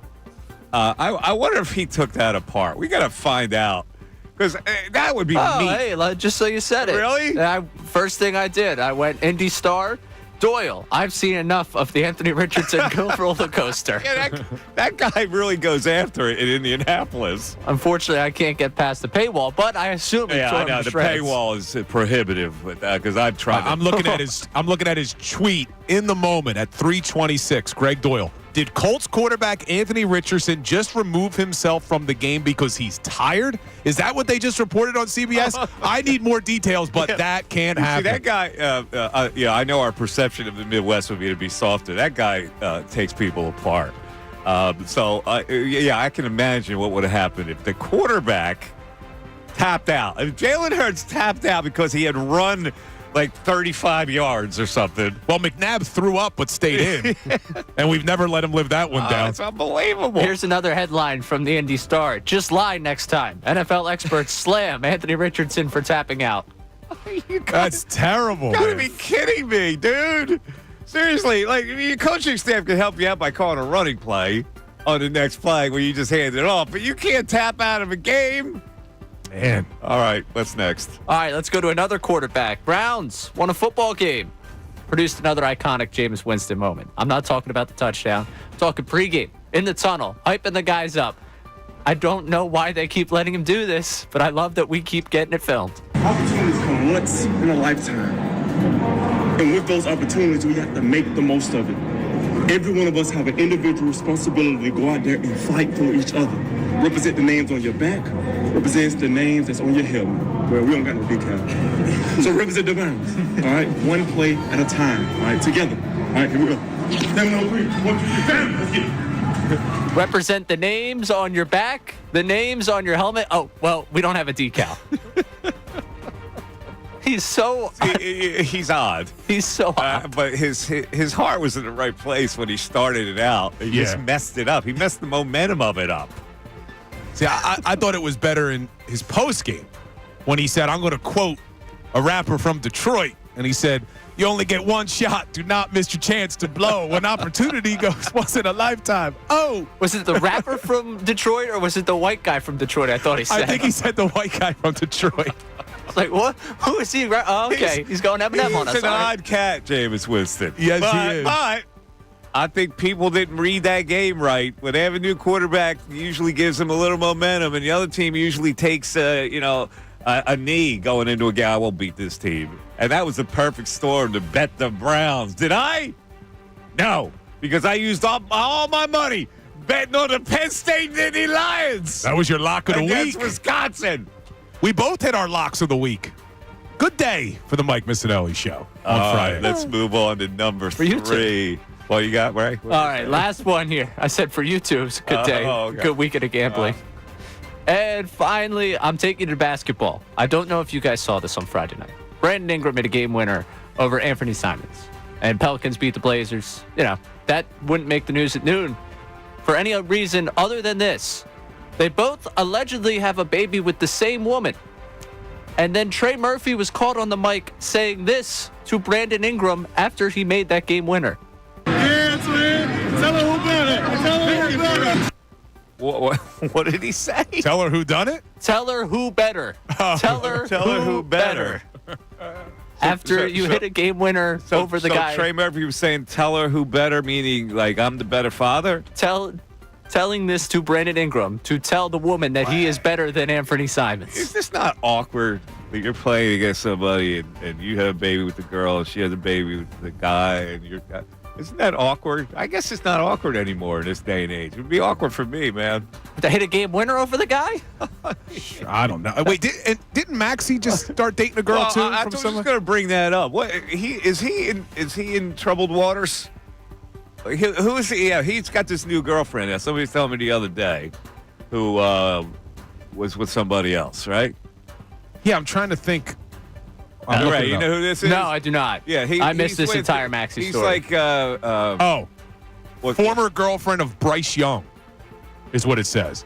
Former girlfriend of Bryce Young, the quarterback? Yes. I'm seeing here. Rumors have it Tyrese Maxey is seeing Myra Gordon, former athlete and ex-girlfriend of Bryce Young. Well, I mean, in another sport, I guess it's all right. But, you're in the same competitive lane, like the Ben Simmons and the dude from the Devin Booker? Devin Booker. That got a little awkward, didn't it? Hold on. Now this could be. Well, there's no baby. Hold on. This could be wrong now because there's another article about Tyrese Maxey. He's dating a woman named Lavender Briggs. A lot of people interested in what. So I don't know who's Lavender Briggs. Was she with somebody else? The guy was telling me my boy Trey at Nordstrom's had the scoop. I was in there. He goes, "Yo, your boy Max going in the wrong lane." I go, "What do you mean?" So I don't know what's accurate on here. You can't trust the internet. All right. Well, in any event, that's the news at noon today. Thank you, Ray. No problem. 610-632-0975. The waters have calmed for you, Bill. I'm not seeing the Bill obsession with Nick Sirianni. I think it's quelled after the first hour. That's because I think a majority of the fan Tell base. the people what you expect of them now. Tell the people. I want you to be honest about this. I think a majority of the fan base is smart enough to see it the way I see it, where if you take a step back and you objectively look at the Philadelphia Eagles, that you should be given the man his flowers. You were chastising the fans for not being on board, being on board. It bothers me that anytime something negative happens with the team, you immediately go to the head coach. If the offense doesn't look as good as you want it to look, must be Sirianni putting his hand in the pot. And you don't think he opens that channel? In what respects? Because he's bad at press conferences? I mean, I don't like him at press conferences either. I didn't love what he did after the Browns game. But up until that point, there was already hate. People were waiting for the first stumble. I'm not sure that I lived last year. I may have been in like Rip Van Winkle and slept through that season, right? But did they author a historic collapse last year? I'm not sure. Did I witness that, or was that just my imagination? You did. You did witness. Okay. So in other words, it's just not that he acts goofy, right? I'm just trying to say. Ray's going to set me straight, right? Raise the conscience of this show. All right, and I've said this to you before. You're taking a 7-game sample size where they go 1-6 and saying he's a clown, he's a goof, he deserves to be fired. I didn't say that There's nobody else to blame for that 1-6 These collapse. are two separate concepts. He is a goof. But what I'm talking about last year was indicative of a coach that couldn't handle a losing streak and had no way to figure it out. I don't understand how you could ignore that. Like, there are two separate things here. If you're a goof, that doesn't mean you can't still win. That means your personality doesn't jive with somebody who's judging your personality, who may be out of line for judging it in the first place. But what I'm saying is that there's the coaching part of it. And the coaching part of it was, how do you ignore what happened last year? So coming into the season, he had to win me over as a coach, not as a goof. And they're 5-2. They're 5-2. And I haven't said one word about his coaching ability yet, and certainly I'm not going to say it about yesterday. But you seem hell-bent on chastising the people who also think like me, like, I don't know about this guy as a coach. Because I get accused of being related to the guy. And really, my only connection is I like winning. Too. You open the avenue. I like winning, and this coach does it at a rate that we've never seen before. You go beyond that. You go beyond that. When you chastise people who have an opinion of the guy, you make it personal. You think that you reduce the other person's opinion to nothing, that they're wrong. 5-2. Now, I do that a lot too. But I'm just saying, in this particular case, this is like you resent the fact that aren't on board the same way you are with the head coach. He's a good coach, Mike. 610-0975. We're back at So much good.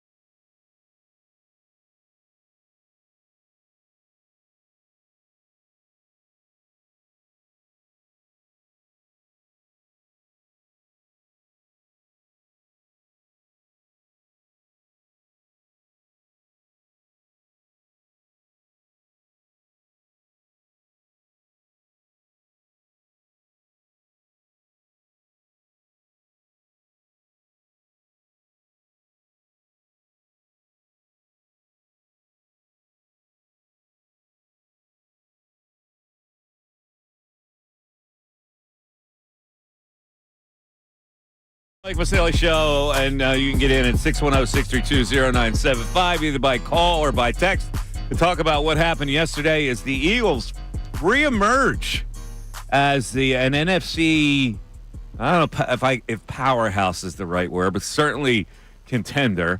There is, I believe, a contender ahead of them, the Detroit Lions, and then I think they're in the second tier, and right below them, I guess you can go with the Vikings or the 49ers or the Washington Commanders or whoever you want to pick. But I do believe that there's a hierarchy right now of 1, 2, 3 as far as the contender in the NFC after what the Eagles did yesterday. And the quarterback has been really pristine over the last 3 weeks. So we'll talk about that. But I want to mention this. I don't know how many people saw this on Saturday morning. But there was a national piece on the podcast I'm doing, the True Crime Podcast, which is called The Coldest Murder, which involves the murder of a 9-year-old girl in my hometown, literally around the corner from my house when I was 7. And it's been a cold case for 62 years. I know you heard me talk about this. I never thought it would actually get national attention. So I'm like flattered and honored. And I want to thank the people at CBS, especially the producer, Tony DuPolveri, for digging into this and doing that piece on it. It ran for like about 10 minutes. I started the podcast really as a service for the people who were affected by this tragic murder of a little girl, and I didn't know where it was going to go. So the fact that it got national attention and would help shine more light on this to finally solve this case, I'm very appreciative.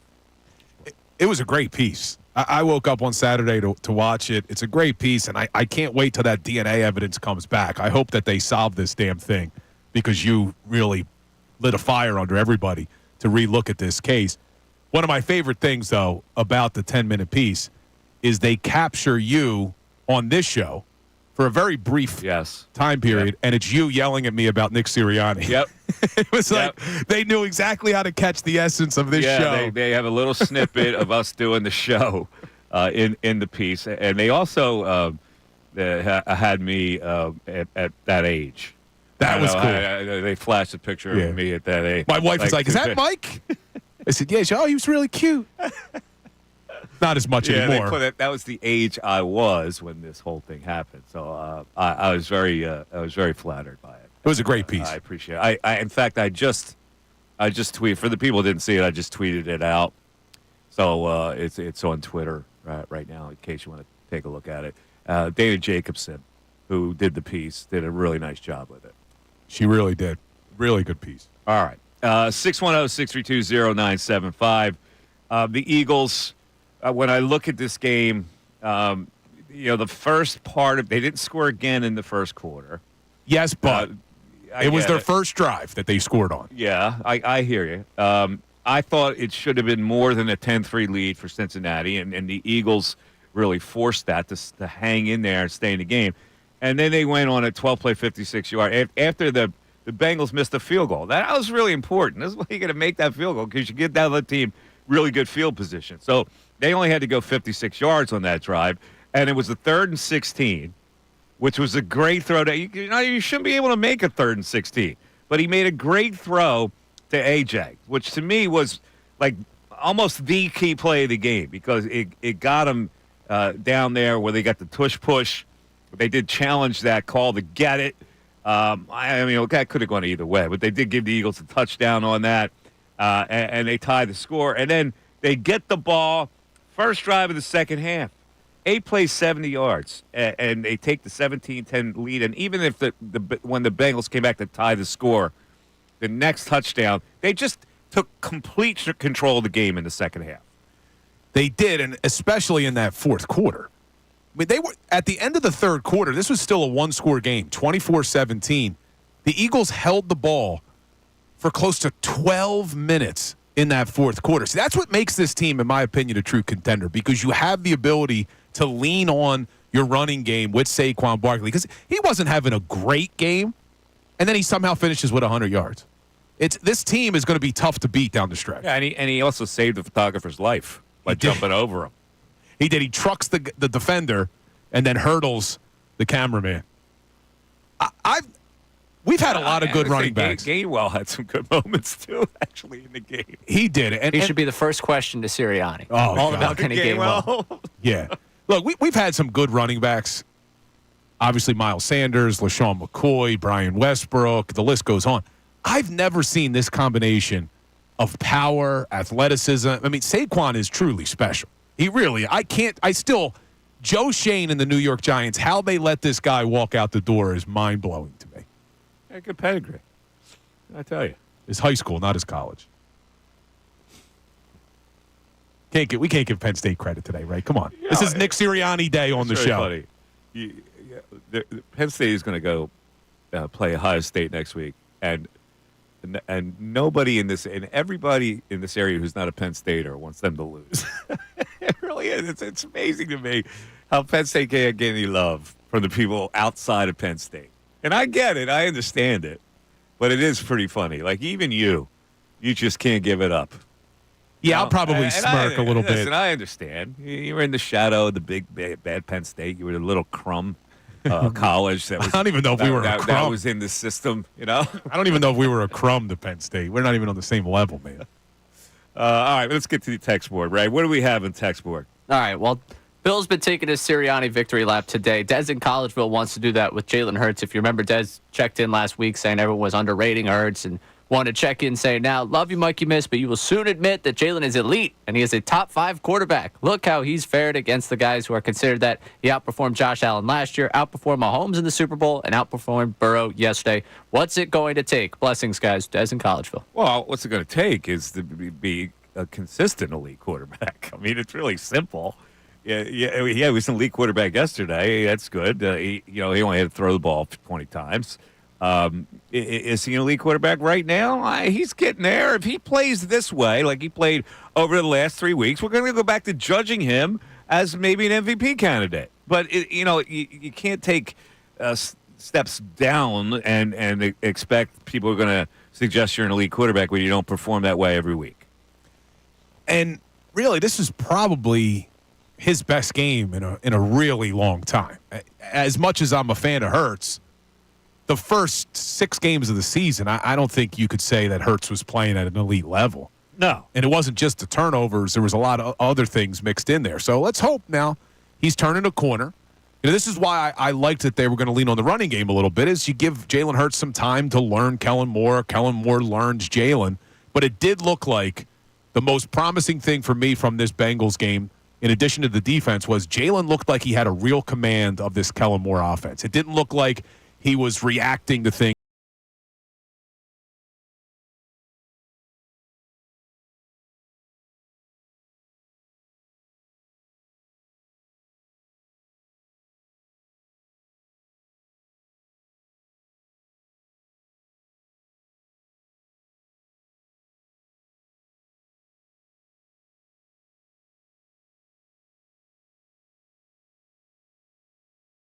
Back after this.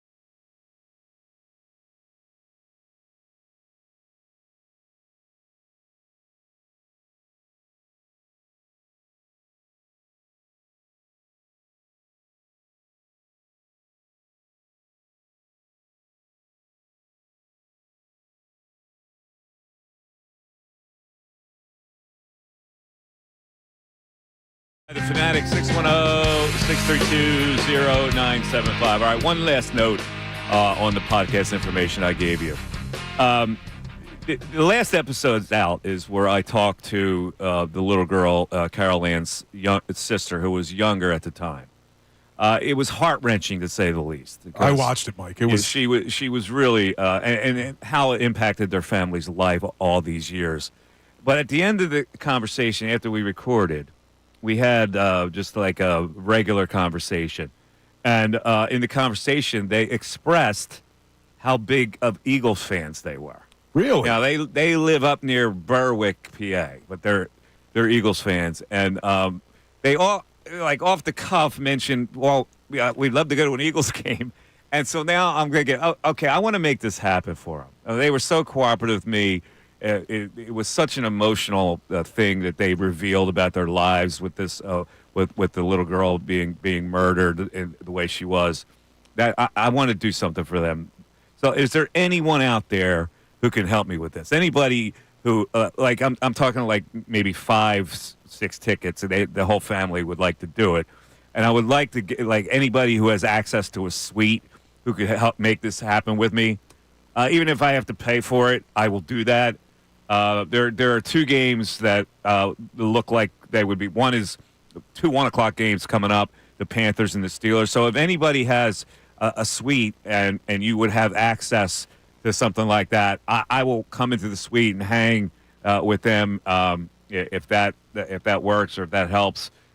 Even if you're like if you work for the Eagles and you're listening to this now, if you could somehow accommodate me, because I think it would be really a nice thing to do for the family, because they were so cooperative and revealed so much about their lives in this last episode, episode 10, on how that murder affected their lives.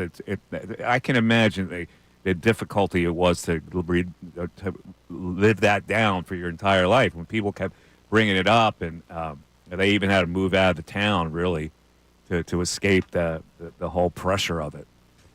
Yeah, that was a very emotional interview, Mike. All right, so anybody can help me out, I appreciate it. You can get, my email address here is mikemiss@bbgi.com.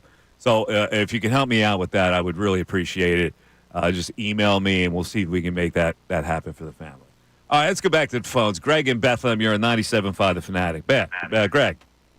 Hey, guys, you got to me quicker than I expected, but how many games? You there, Greg? Greg, we lost his connection. No. Greg, are you there? Oh, let's put him on hold.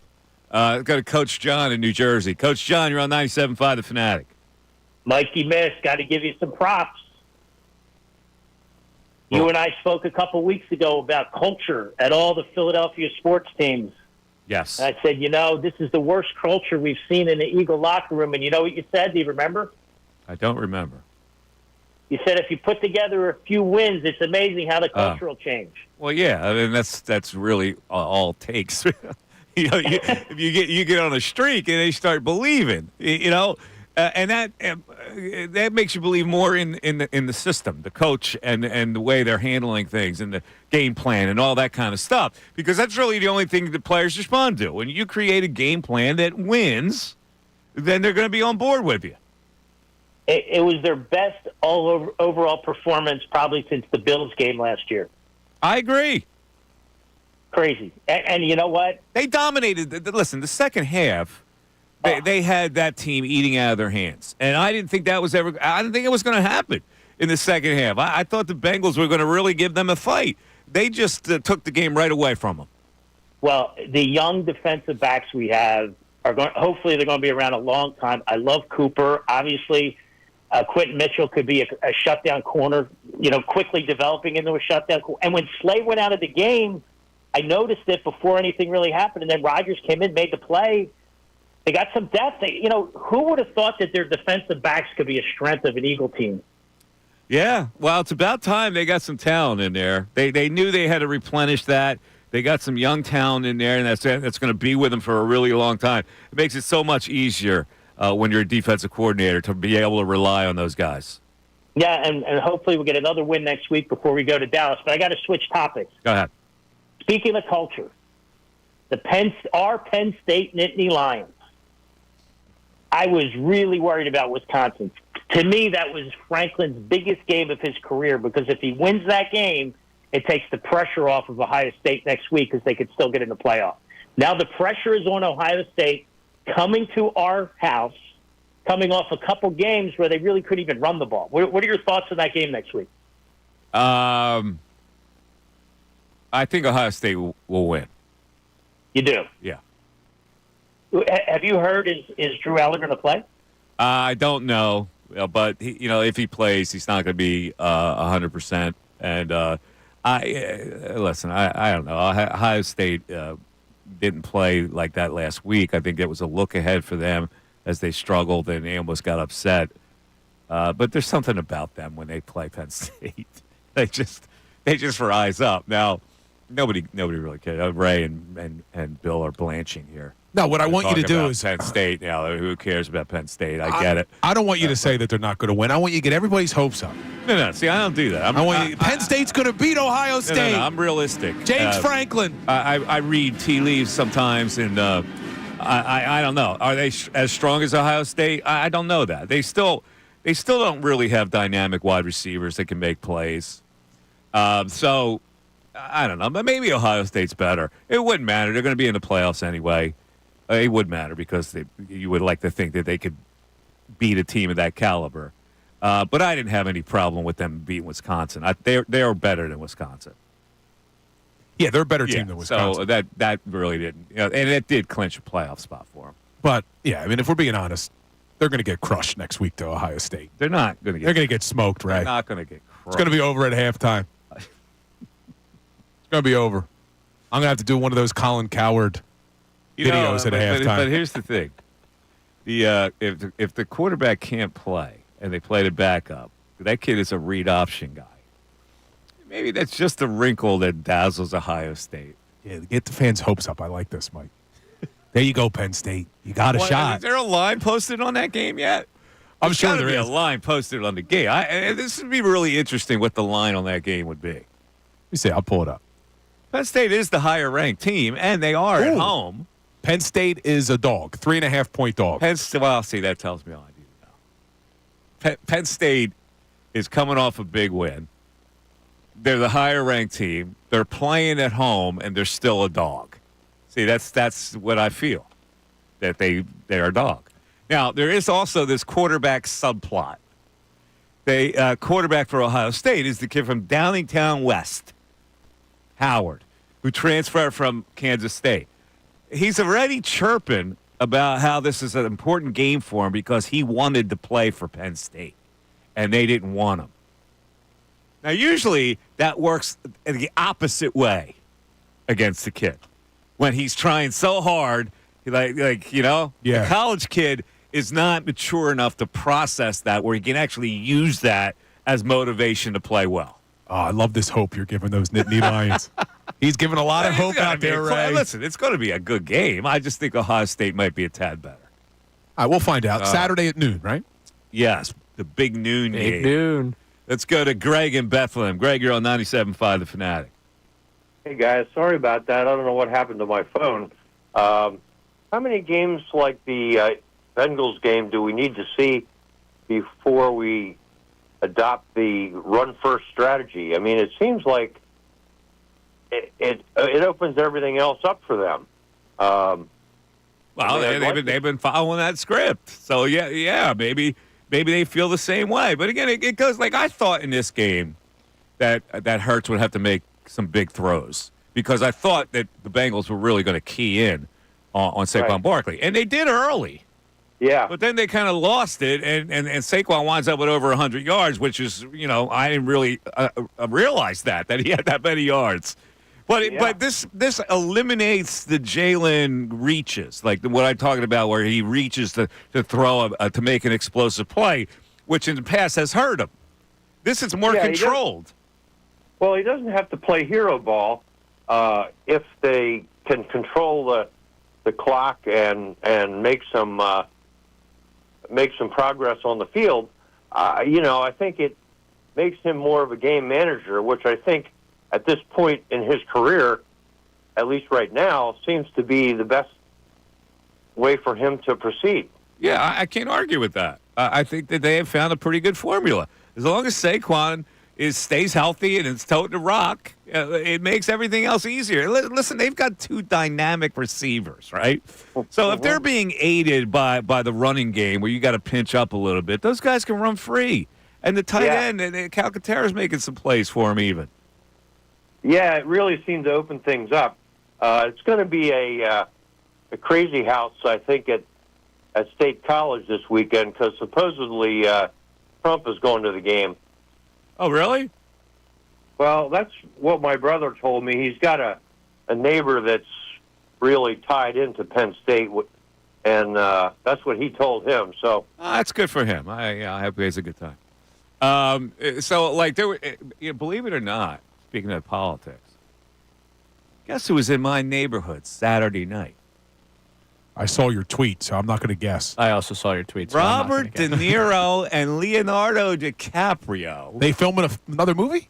No, they were at a fundraising dinner in Penn Valley. And I know this because my buddy was there. He said, I was just hanging with Leo. I go, what? He goes, yeah, he had an L.A. cap on. I said, dude, you realize where you are? Yeah. My buddy's a Politico. So apparently there was this big fundraising dinner at the home of one of the Montgomery County commissioners, and Bobby De Niro and Leo were there. How about it? They got to do another movie together. Yeah, that was one of my bucket list things that went awry. What was that? Hanging out with De Niro. And I was really close to doing it many years ago. Because my buddy was Frank DeLeo, who was Tootie in the movie Goodfellas. Yeah. Wound up shooting Joe Pesci. He was also Mr. Big in Wayne's World.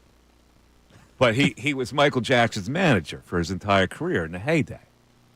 So he got involved in a restaurant venture in Tribeca, and the restaurant's called Tribeca Grill. He was like one of the co-owners with De Niro. And they go, Frank, can you make it happen one night where we just hang out? Like we just take a limo and drive around Manhattan for a couple hours. But it never happened. Is he one of the actors you wish you would have met? Or is there anybody that tops him? Oh, yeah. No, nobody tops him. So he would have been the one. Yeah. And he was in town. He could have come on the show. Because back then, he was also reclusive. Like, he's more out there now. Yeah. Like, he was a mystery man. And I was like, what makes this guy tick? Like, that was the thing that fascinated me most of all. What's your favorite De Niro movie? There's a lot of good ones. Well, he was great in Heat. He was good. He was fantastic in Heat. That's not his but best that's movie. Probably not his best movie. I don't know. He's in Goodfellas, I guess. The Intern? Goodfellas or not the end. Goodfellas or Casino. I thought were brilliant performances. He was great in Godfather 2. Yeah. Godfather 2 maybe is best. You think? When he was younger, De Niro? A Taxi Driver, you can go way back. It was brilliant, Taxi Driver. And then he's Deer Hunter, too, isn't he? Oh, Deer Hunter. I forgot about that. That's one of my top 5 movies of all time. Deer Hunter. Yeah, you know what? I'd probably go Deer Hunter. Yeah, Deer Hunter. One. Maybe his best. He's done a lot of good ones.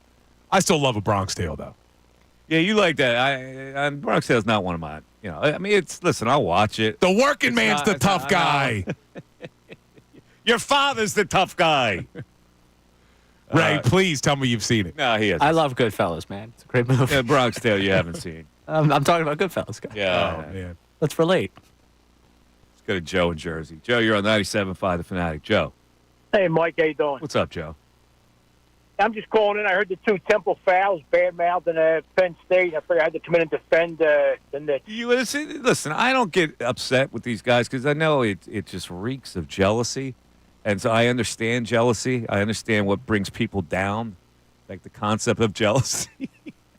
That pretty much covers it. But I just well, look at me. Look, I'm objective. I think they're going to lose to Ohio State. I'm not going to run from that. I'm not going to be a Yahoo. I think maybe Ohio State is better. So they might be. They might be. But we'll find out Saturday. But I just think that every year Penn State, even when they're not that good, they still play them tough every year. Yeah, but And they I think- lose. Yeah, they do lose, but we're better this year, much better. I think their defense is much better, and I think the offensive play call, and I see the offensive guard in the backfield, where he's running in motion and gets the line on a running play. That's innovative stuff they never did before. Yeah, well, they got the new offensive coordinator, but again, you got a gimpy quarterback now, a high ankle sprain. That doesn't go away. Is that what his high ankle sprain? I didn't know that. Yeah. It doesn't. But I mean, there's other guys no stiff as Pabula. He was highly recruited out of high school. He runs the offense more like I think Trace McSorley did. Yeah, he does. Howard did. And we got talent. We can stay with him, man. I just think, and Ohio State hasn't really blown anybody away this year. For all this preseason talk about the best, all the talent, most talented team in the country, blah, blah, blah. Yeah, you got it, Joe. Penn State, they got it, man. They're going to beat Ohio State. This is the year. This is the year. Listen, you can't get away from these statistics of James Franklin. What, that he can't beat Ohio State? Well, against top 25 teams, he's 12-25. Oh. Against top 10 teams, he's 3-17. Against Ohio State, he's 1-9. Oh, I'm not sitting here 1-8. I can't sit here and say that I'm overly optimistic, but they're in the playoffs because it's a 12-team playoff. Now, my whole rant was, how can they never get in the playoffs? That's when it was 4 teams. So now they're in the top 12. Are they going to win the national championship? Probably not. Coming from like that kind of a seed, they lose to Ohio State. Sirianni greater than Franklin. Okay. You have to. Why? Why do you have to bring it back? I want to make something very clear, though. When it comes to this Penn State conversation, especially on this show, has just been started by you saying there's jealousy out there about Penn State. There totally is. When I go about my Saturday, if I see they win, my text call my friend, hey, good for you guys. It's not really for me. You're the rare person who does that. Listen, I'm not oblivious to it. I understand it. I understand why people would dislike Penn State unless you're connected somehow to the university. Where I'm going with this is you continuing to say that there is a Penn State problem is starting to create a Penn State problem in my brain. Yes. Like, I actually didn't really care much. Don't lie. No Temple person is a Penn State fan. Stop it. Well, I'm not sitting here telling you I'm rooting for him, but I can go about my Saturday and be indifferent. One Temple person on earth who would say, well, I hope Penn State wins this Saturday. I could be indifferent about it. What happens at Happy Valley doesn't really do a ton for me. It's a nice atmosphere. You guys have fun up there. He's getting worked up, though. Do you hear him? He is getting worked up. You could almost hear it. You hear the jealousy. Yeah. There is no jealousy in this. You're trying to cover it up, right? I'm indifferent to what happens to them. It's when you start throwing it at, throwing us at it. You got me playing the fight song on. That's when it starts to become, all right, listen, we got you. Well, most of that is done tongue in cheek. I have you play the fight song, and I come on this air, and I say on live radio that I don't think they're going to beat Ohio State. Now, do I have any credibility? Am I a Yahoo? No. I don't think you're a Yahoo. What I'm saying is that people can't wait for them to lose to drop them into polls, or people ignore when they win to move them up into polls. It's evident.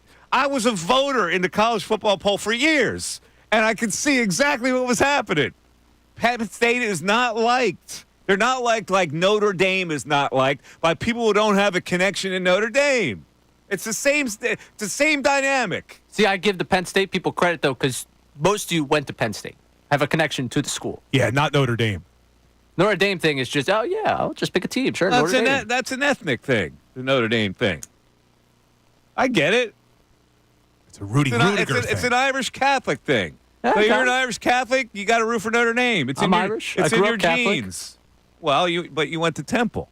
But even before I went to Temple, I wasn't like the people that go to smaller schools, if you don't go to a big school, you carry that Notre Dame thing with you. We're on a little bit of a delay with the YouTube, so I'm watching Ray, like the replay. Man, you look so worked up. He's saying like he's not. He is worked up. He looks worked up on the YouTube. I'm trying to hide from. Well, I don't really. I don't play how this. Yes, you do. It's deep down inside you. No, I know I'm telling you, you're creating it. No, I'm not creating it. You already have it. I'm just reaffirming it. It's just as much inside you with the Penn State hate as it is with the city not giving Nick Sirianni credit for being a very good head coach. All the guy does is win. All right. And yet you still don't like it. Our 1 o'clock hour will be all about that. Because Bill does not understand why people aren't 100% behind his favorite NFL coach of all time. We'll explore that concept coming up after this. Fanatic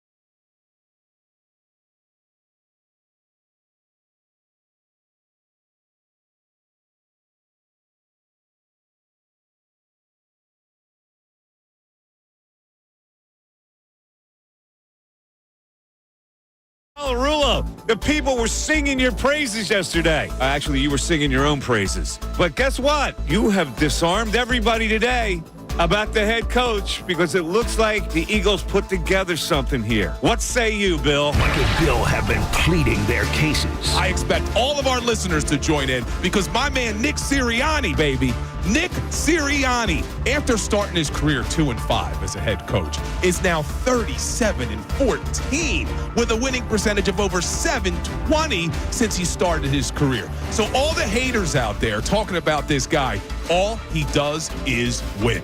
You know, you're the only guy in praising the head coach that can make people more Sirianni sick.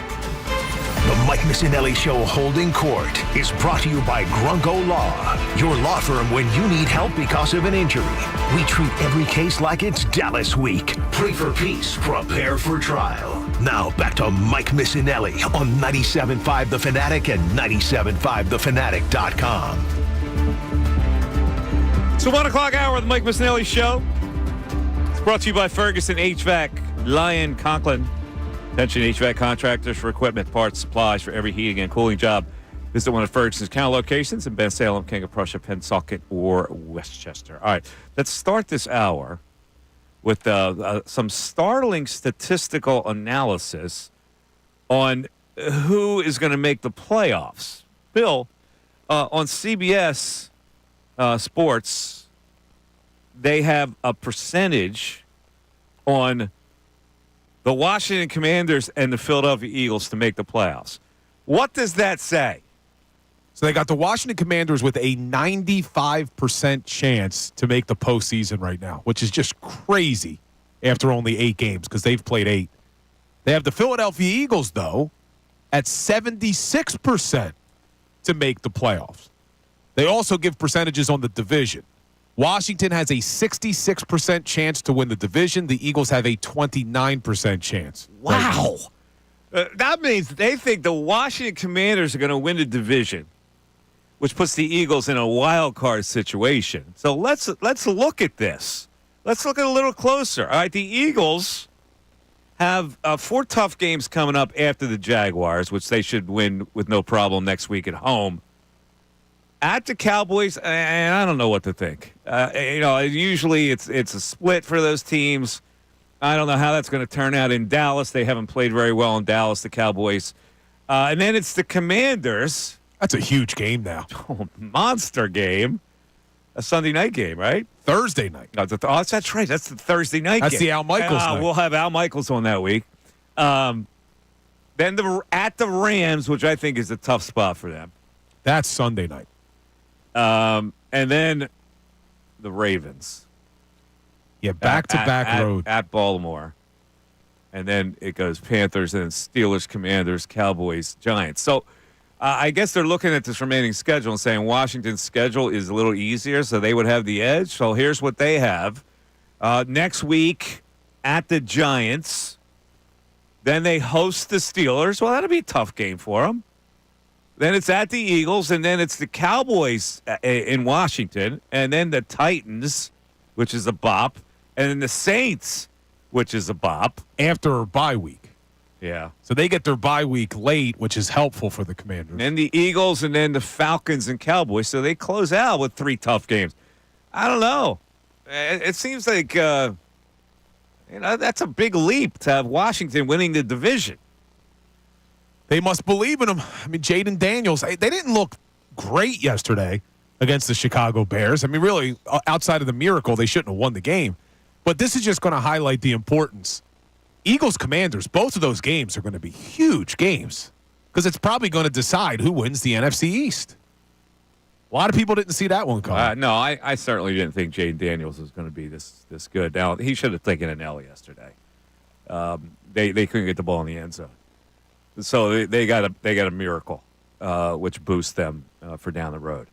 All right, but see, in the first hour, my colleague here, Bill Colarulo, was downright indignant about the head coach not getting the love that he deserves. So, Ray, let's give Sirianni some love first of all by playing a soundbite with the locker room post game and how everybody was all jacked up and the mental toughness this team showed. That's Sirianni, number 3. Yeah, it was exciting. It's hard to win in this league. Doesn't matter if you win by what we won by today. You win by 1, you win by 2. You're going to be excited.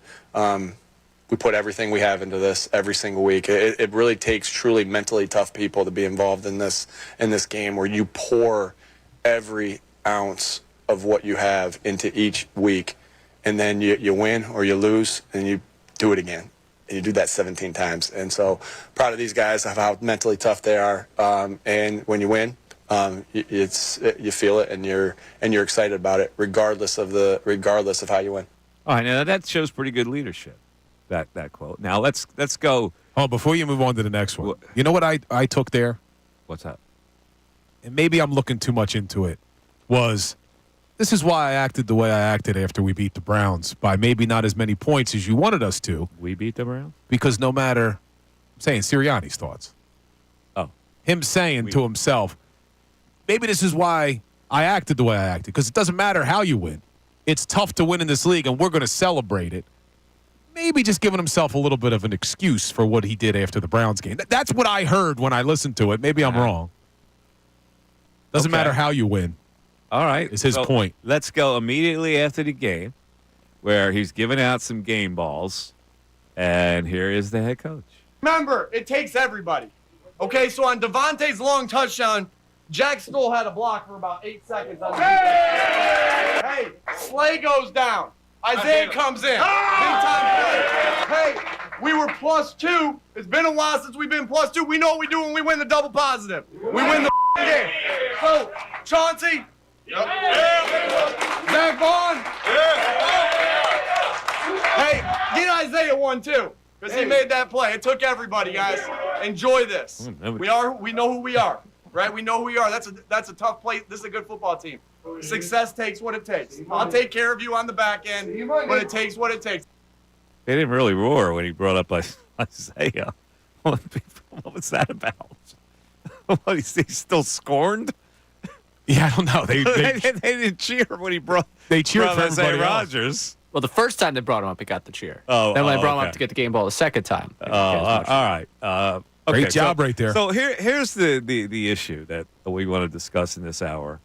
For the people who didn't hear Bill in the first hour, Bill is almost offended that the head coach is not universally accepted yet by the fan base, and I think that's pretty accurate. He's not. From the calls that we've had today, from the texts that we take, from the tweets that I've received, it's they wanted to spite him.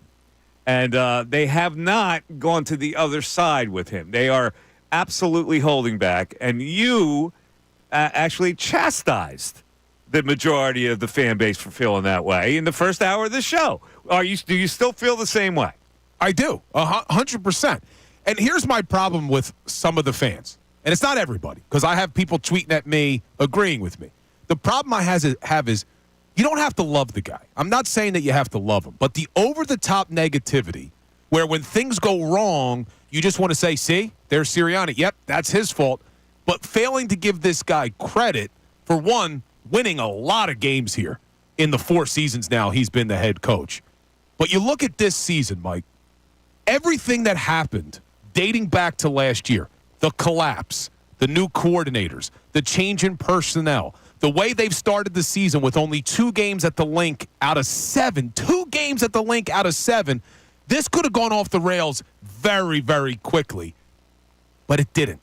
And it didn't because they do have a strong culture, and the culture is set by the head coach. So people saying they win in spite of him isn't accurate because he sets the culture, and it looks like right now this team's got a pretty damn good culture for them to battle everything that they've battled and to be sitting here 5-2 and a real contender in the NFC. All right, but you don't see. To me, it's clear.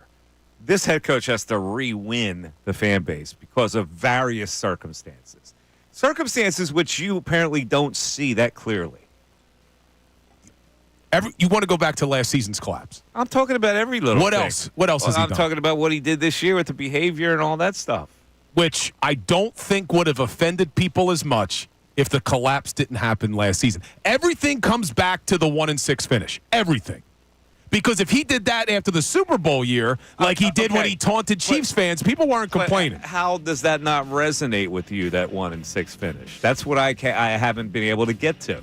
But we'll discuss it. Here's how you get in. 610-632-0975. You can call, you can text. We'd love to have a conversation with you on this.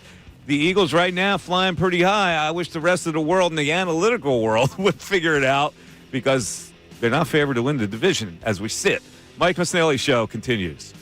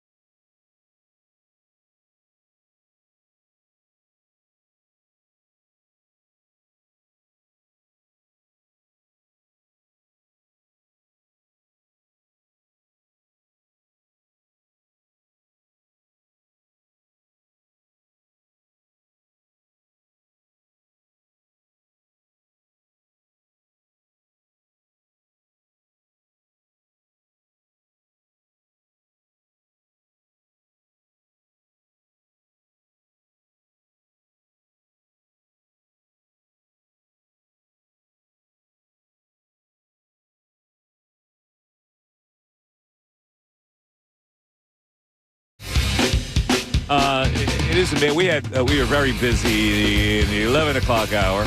Now not so busy. Again, when they win, it doesn't pump the fan base up as much as it makes them crazy when they lose.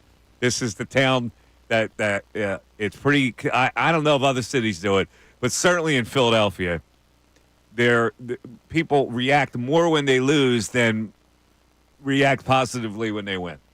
Yeah, they win. People are happy. They go along the day. I mean, that was a great win where they took control against a good team.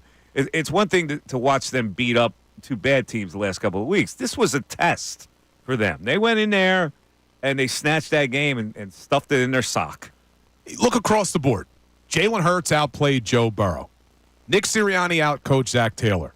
A.J. Brown and Devontae Smith outplayed Jamar Chase. I mean, you could go up and down.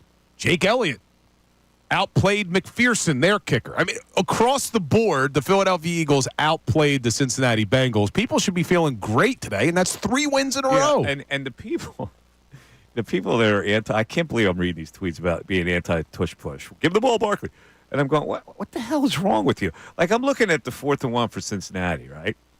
They can't even think about doing the tush push. They got to come up with some weird play where they send the wide receiver in motion and try to get it to him in the flat to convert a 4th and 1. It's such an advantage. It really is such an advantage that the Eagles can do that because 4th and 1 from the Eagles 39, they go for it. You're not even worried about it. Bengals go for it on their 39, and they have to do that play. What kind of tweets are we getting here? Got to read that. All right. So this is why YouTube chat. Yes, this is from our YouTube chat, and this is why I feel like at times I got to be over the top in my praise of Sirianni because I'm trying to point out the over the top negativity that comes from our fan base, and this comes from Keith Richardson on our YouTube chat. Get the bleep out of here, Bill. The players set the culture. They win despite their front office puppet of a head coach. The Eagles could put a cutout of Andy Reid out there and not miss a beat with these coordinators. So when they lose, it's Sirianni's fault. When they win, it has nothing to do with them. That's what I'm trying to point out to this fan base. That's just that guy was a little out of line. But in general, what I'm telling you is this head coach has to go a long way to win this fan base over. And you know what's going to happen? They're going to get on a little bit of a roll, and then they're going to lose a game, and then the same things are going to happen. Because he's got a taint.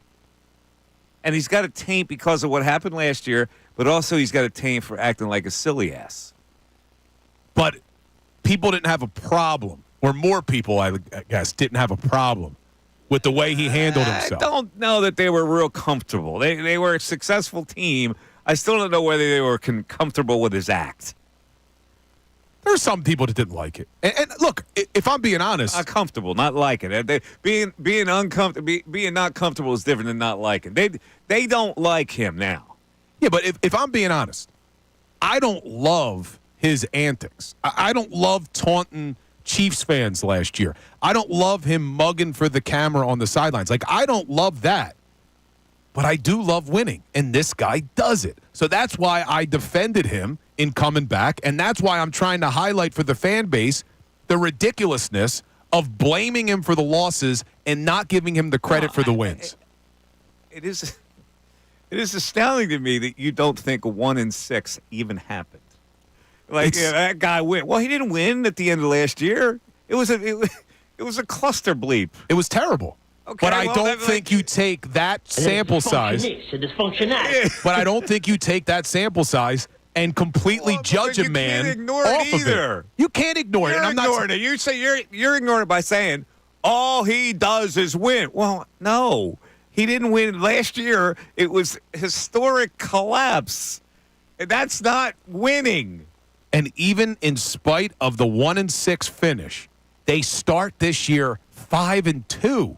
Like, to bounce back knowing that the first stumble was going to have the entire fan base and national media coming at you, they're still 5-2. I know. They won in Brazil, too, where it's really difficult to win. It's such a hardship to fly there, get off a plane, get carted everywhere. It's everything cumulatively. Bad traffic down there. It's bad traffic down there. It's the cumulative. Traffic, gangsters. I know. It's tough to win. How many other teams? Once you take the football field, all that comes into play. How many other teams this season have played 5 games away from home. So let's see. Washington hasn't done it. Dallas hasn't done it. The Giants haven't done it. I'm going through the list. All right, Carolina has. Carolina's played 5 games on the road. They're the only team in the NFL. You say, I'm just going to confirm this. Yes. And the Baltimore Ravens have played 5 games on the road, but they've played 8. So they also had 3 home games. The Jets have played 5 games on their own, but they've played 8. So no team that's only played 7 games has played 5 of them away from their home stadium. So for us to ignore that and to be like, it's not a big deal. It's a big deal. And you had back-to-back road games twice, in addition to all the change and the injuries. The fact that they're sitting here 5-2, you got to give everybody on that team credit, including the head coach, for keeping them together. That's my point. And everyone calling him a clown and a goof and saying they don't like him and all that. That's fine. I'm funny how? I mean, funny like I'm a clown. Three of the 5 are against the Giants, the Browns, and the Saints. So let's not, as Winston Wolfe said in Pulp Fiction. That is true. Gentlemen, you remember what he said in Pulp Fiction? I can't remember. Where I don't. They clean the car. You do? I don't. Oh, you don't? They cleaned the car. They were all happy about it. Yeah. What did he say? I can't remember. All right. But hold on. Wait, I'm going to give you some support. There's some text in support of you. But before you go to the support board, you just said that they played the Saints. When they played the Saints, they had their starting quarterback, and they were one of the better teams in the NFL through the first couple of weeks. They don't have their starting quarterback now. They played the Packers. They beat them. It was a good win. Packers and Falcons. I mean, no, they lost to the Falcons. But Packers and Bucks. Well, no, they lost to the Bucks. They lost to the Bucks without 3 of their offensive starters. I get you. You always got the excuse. Let's go to the text board. Let's get the support text out here for Bill. So this is a string of texts that we got in a row here from one person. People still hating on Sirianni need to get a grip. It's pathetic. Oh, stop, Mike. You think exactly like we're saying the fans feel about him. You don't like him, and it bleeds through on the air. Thank you, Bill. But, Mike, when you're as ridiculous as you are on your take from it reinforces that feeling to the fans that are listening to your show. It's ridiculous. You dislike him because of his press conferences. You know how pathetic it is to worry about that crap. Mike, wait. They're going to keep going after. Mike, the only reason you care about the fans' feeling here is because you align with those feelings, and you and those fans are flat wrong. Oh, and that goes for you too, Ray. I know you're reading this. Get a grip, dude. Stupid analogy, by the way. And then the fan called in and was negative about Sirianni, and this followed. This fan is a clown. Let me ask you something, Ray. What was the first thing I ever said about Sirianni on this show and why I didn't believe in him? What was the first thing?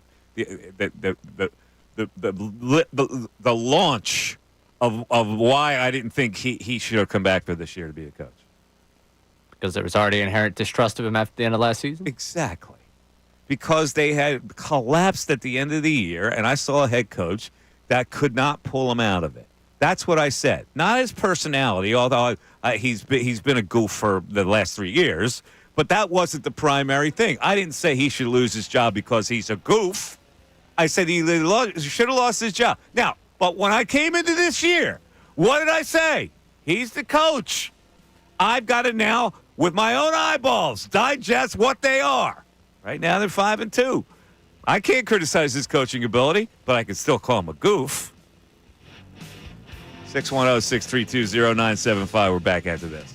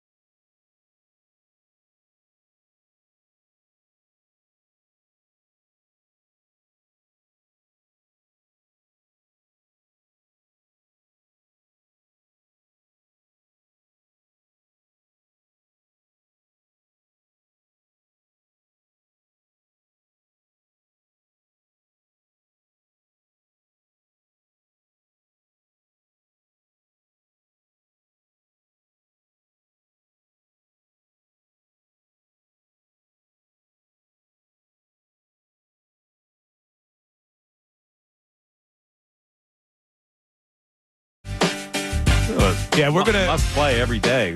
So we end every show with a little closing argument. So you're gonna want to keep it here. You're gonna use that today? Yeah, we're gonna do a little Sirianni love. All right. And everybody out there is excited for it. Listen, I just want to clear something up. When I call him a goof, that doesn't mean that I'm calling him incompetent. The word goof cuts a wide swath. You know? A wide swath. What's a swath? It means a lot. It's a saying. Cutting a swath, meaning a big chunk. So, I've never heard. Right? Have you ever heard a wide swath? Heard of a swath? Yeah. What the hell? I never heard of a swath. What do I got to do the show with the thesaurus? We may have to. All right. In any event, a long, narrow strip or belt. Yeah. So, cuts a long strip, covers a lot of things. Oh yeah, a long area of something. What I'm saying, and so you could just say it covers a big area, but Yeah, well- you want to show us that Penn State education, I guess. Yeah. Like I say, my eyes are wide open. Like if I look at something and I say the guy's doing a good job, I'll say the guy's doing a good job. I'm not one of these guys that stays doing it, be like he's an incompetent coach and I'm done. I don't care what he does. And a lot of people do that. I don't do that. So there. I just wanted to clear that up. Now, let me get into a couple other things that we didn't touch on today. The Sixers will get their first win, and I watched that game in Indiana overtime. Maxey with 45. He took 32 shots, including 17 three-pointers. He has taken 65 shots in the last two games. Listen, I can't argue with 45, right? And 38 after halftime. Yeah, I just think I see him just trying to do too much and force things a lot of the times. And I guess he's got people telling him, you got to take over, you got to take over. And I guess it serves its purpose for right now. But they get a win, and that's good. Now, the Flyers, on the other hand, after an exciting Saturday night, they come back in Montreal Canadiens. They were actually favored, too, in that game. Yeah, they bounced them. I tuned in when it was 4-1. And the Flyers made a run at the end with two notches. But let me ask you this question, Mr. Flyer. Their goaltending situation looks very tenuous to me. It's terrible. It's terrible right now. I mean, look, I've been saying leading into this season, the Flyers fans who had these high expectations, like they were going to go to the playoffs, it wasn't going to happen. They're a young team. They're growing. But you look at their goaltender situation, Sam Ayerson, who's their starting goalie, should be their backup. Fedotov or Kolosov, those guys should still be with the Phantoms. So with the whole Carter Hart situation that they weren't anticipating, they're really set back in their goaltending department. But I also don't think they care because this is about a rebuild. So it's almost like you're going to get the best of both worlds because you're going to see your young guys perform, and you're probably not going to win a lot of games because your goaltending's not very good. Interestingly enough, the former backup, the local kid, is thriving in the NHL, and they stole ours. He didn't he win a Stanley Cup last year? I think he won the Stanley Cup backing up Bobrovsky last year. He's had his moments. Well, I thought you were going to talk about the other local kid who plays for the Canadians, Caden Primo. Do you know where he went to high school? I do not know who Caden Primo even is. So it's Keith Primo's Did he son. play? Oh, that's his son? Yeah, he plays goalie for the Canadians. I saw it was Primoing that. I didn't know it was his son. And he went to Bishop Eustace Prep. Oh, how about that? Bishop Eustace guy. That is awesome. So his kid became a goalie? His kid became a goalie. Yeah, that's Keith's son. That's interesting. You don't see that very often where the son of a good player becomes a goalie. Yeah, it was interesting. He's good, though. All right. By the way, speaking of the NBA, I don't know if anybody saw this.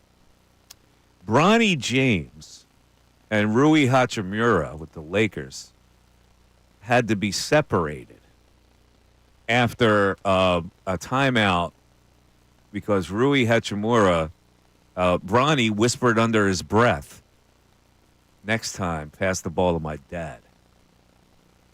I didn't see this. Oh, yes. Oh, yes. Oh, come on, Wait, man. is this true? Is that proven? That's not what he said? Then next time, pass the ball to my dad.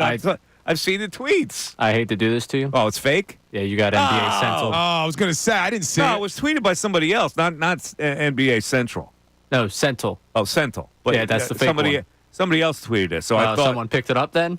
Yeah, I thought somebody had heard and tweeted it. Yeah, or red lips or whatever. I think this began from a Sentinel tweet. Oh, okay. So someone else got caught, and you were collateral damage on that one. I got fished. There was a problem with LeBron and Rui Hachimura. Okay. All right. That's my bad then. All right. Yeah, the reason it surprised me because he doesn't call his dad on the Lakers. So that's a spoof account like PGA Tour TUOR. Yeah, that one's good. Yeah. The PGA Tour one is good. Yeah, you got to start filtering out Newton, the Sentinels, because they're taking over. They've now multiplied. They've realized the power of what they can do with their check marks. That's my bad, because if that really happened, that kid should be dispatched. Yeah, he wouldn't do that. He doesn't call him dad. He calls him either LeBron or 2-3, right? Isn't that what he's allowed to call him? I think. LeBron was upset at Hachimura, though, because he made, I don't know, a couple buckets in a row, and Hachimura just pulled up with the shot, missed it. LeBron's like, yo, swing that to me, man. Yeah. Any idea when we're going to find out about Embiid and George when they're playing? Well, they were both there in all their glory on the bench rooting them on. Surprising win against the Pacers without those guys. But it's not a recipe for continued success, obviously. You think maybe Wednesday night, Ray, Tobias Harris, the winner of our general knowledge last week, Apparently going to the game? Already getting frustrated in Detroit so good with his misses. They're so upset with him. He's averaging 10 points a game. I saw that. And then you also saw Ben Simmons still afraid to shoot. Oh, man. I hate to see it. You really do. You know, it's really amazing when you get a rep of missing a lot of shots, people start groaning. Everything. Like, you can't come back from that. Like, people start groaning as soon as you release it.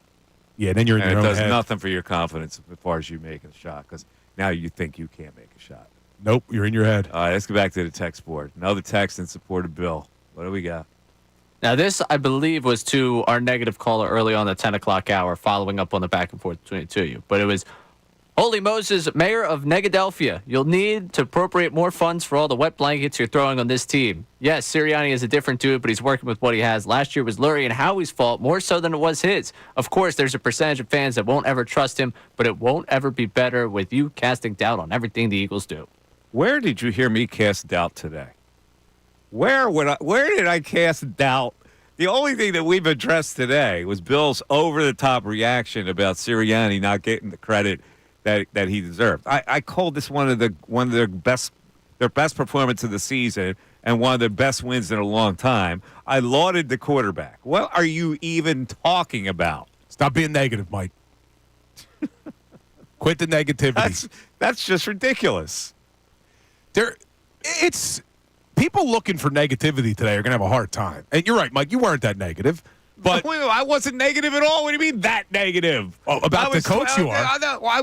You still don't believe in the coach. No, I was ripping into you for chastising the fan base for not being as positive on the head coach as you are. That's the only thing I've said.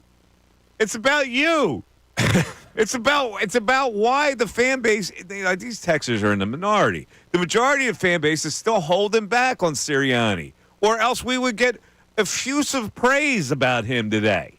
You know what effusive means? I know what effusive means. All right. Yeah. Ray, you know what effusive means. They taught you that at Gettysburg.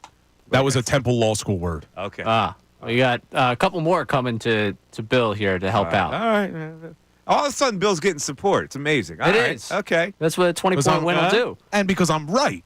That's what it is. I'm with Bill. I love you, Mike, but it's the NFL, and you still need to win football games. The collapse last year was grueling, but I also believe last year was a fluke, even the 10-1 start. They had subpar coordinators, and they didn't have a game plan last year. You could see it in their play. It wasn't Sirianni's fault. I think he's accomplished enough and is a good coach to move forward with. Unfortunately, this league hires and promotes coaches left and right, so to move on from the Yeah, but see, this is the thing. Like after we're talking about that Texas now after they know that they beat the Bengals. That wasn't what they were texting last week. Even though they had beaten two bad teams, they were still not on board with Sirianni. So I'm merely saying this. I have a reflection of what the fan base feels, and what the fan base feels is you still got to show me something. And like all he does is win thing. It is going too far because last year there was a historic collapse. So if he winds up, say, 14-3 this year, then I'll go, oh my God, he's been fantastic. But it's just a fluid game-to-game situation because of the stink of a 1-6 finish of last year. So what's it going to take for you? You said 14-3. I don't know what it's going to take. What would it take? I go game by game. This was an impressive performance. I've got nothing bad to say about the coaching staff. If they follow that up several more times, I'll still have nothing to say about it. I treat everything on its own merit. I don't get bogged down in if I dislike somebody saying that they stink. I could like somebody and still say they're accomplished. That's the thing about me. I don't let little petty things interfere with my judgment of the actual accomplishment. No, but you're allowing what happened in the last 7 games last year. Because it happened. To change the way you think about this team. See, I came into the season doubting the guy. But I think, and this isn't about Sirianni as much as it is about the entire Philadelphia Eagles team and the fan base, I still think, I thought, and maybe this week it'll change my opinion of where the fans are. I thought after winning a game like that yesterday and winning 3 in a row, that fans would be able to say, you know what, last year was last year. We're ready to turn the page and move on. And I still think there is a percentage of fans who are reluctant to buy in because of last year, and it was a different team. But it bothers you to the point where, like I think you're a family member or something. Like, it's unusual that you have this weird, like, you get personally offended if the fan base isn't entirely on board with you when it comes to this. It's not just the fan base. It's the John and Andrew in the morning. It's you. It's Ray. It's fans. It's everybody who is so over the top that when things go wrong, Bill, hold on. Sirianni, Bill, areas again. Let's just deal with me, okay? You can deal with everybody else. Let's deal with me. How am I over the top when I'm saying, you know, I doubt his ability as a head coach because there was a historic collapse? How is that over the top? Is that not fair to you? This is going to be crazy to say. You've probably been the most fair when it comes to Sirianni, and you don't even give him credit. I just don't think that people understand you can't win as much as this team has won in the last 4 seasons in the NFL if you are an absolute clown of a head coach. It's impossible. There's a reason why guys don't have winning percentages like Sirianni has had in 4 seasons because it's not easy. It's not easy to win in the NFL. And everyone wants to give, it's because he has talent. It's because of this. See, that's what they think.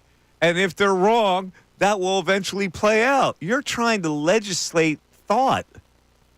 How do you can't legislate thought. If people think that, it's up to them to then decide whether they were wrong or right. But here's where I get annoyed. And you say I defend like a family member. What I get annoyed is it's crazy. The Eagles aren't running a lot of pre-snap motion. Sirianni putting his hand in the pot. The Eagles aren't running a lot of under-center play. That's Sirianni. It's like you can't blame this guy for everything you don't like. You can, because it's your prerogative to do so. But it's wrong. It's incorrect analysis. It's incorrect. It's wrong according to your interpretation. People don't see it the way you see it. You're slanted. Ray, am I wrong? He seems to be unusually slanted towards affection for the man, which confuses me. Like I don't understand that part of it. I'm cool with him taking the victory lap today. He wants to take his victory lap. Your boy, they showed up. They won by 20 over the Bengals. You want to legislate people's thought. There's something that doesn't 100% convince this fan base that he's Mr. Wonderful. It's trust issues. This fan base has trust issues. But that doesn't mean they can't. It's because people don't like the way he is at press conferences, and they don't like some of the antics he does. See, again, you're ignoring the losses. I'm not. I'm looking at it overall. You want to focus on a small sample size. Every time you analyze this, you keep it structured to, they don't like him at press conference. It's more than that, Bill. It's just not that. It's a complete picture that people are judging him on, not the fact that he brought his kids to a presser. See, I don't think it is a complete picture. I think it's just the 7-game sample size last year. Okay. Because if you were looking at the big picture. That 7-game sample size is important to people. And you just leap over it. Because like they weren't Saquon that left over good. that photographer yesterday. Because Like, if you're going to say that Sirianni only wins because he has a lot of talent, then you have to look at last year's team and realize they didn't have enough talent on the defensive side of the football to do anything. You always have an excuse for the guy, and that's weird. All right. Closing arguments, Ray. All right, it's time for closing arguments. Now, closing arguments on the Mike Missanelli Show. Brought to you by Lowenthal and Abrams Injury Attorneys. Injured in an accident, call 800-876-LAWYER or visit lowenthalabrams.com. All right, my closing argument is simply that Eagles game yesterday was their most complete win of the season and one of the most satisfying wins in a pretty long time. And I can just go down the list. The quarterback, a tremendous game for this quarterback. 16 of 20, very judicious for 236 and a touchdown. Rushed for 3 others. He had a 132.5 rating. It's the third straight game he's gone without turnovers. 2 ridiculously good throws in this game that really turned the game around. And all the way down the line, you can look at the accomplishment of this team playing a complete game, beating a pretty good team in their own house. Saquon Barkley, a quiet plus 100 yards again. Blankenship saying the vibes are very high right now. The coach doing a little dance to PYT in the locker room. The secondary was solid. Nick Sirianni emerges triumphant, and he should get the flowers today. Where it's going to go, I don't know. I found out today that the Eagles are not favored to win their division, that the Commanders still are. So this is a fluid season. Hopefully they get on a roll here. And there is not one of those games where you start thinking about the head coach being inadequate. Bill, it's your day. Close it out. So every victory day, we're going to end it with a little bit of this. Hit it, Ray.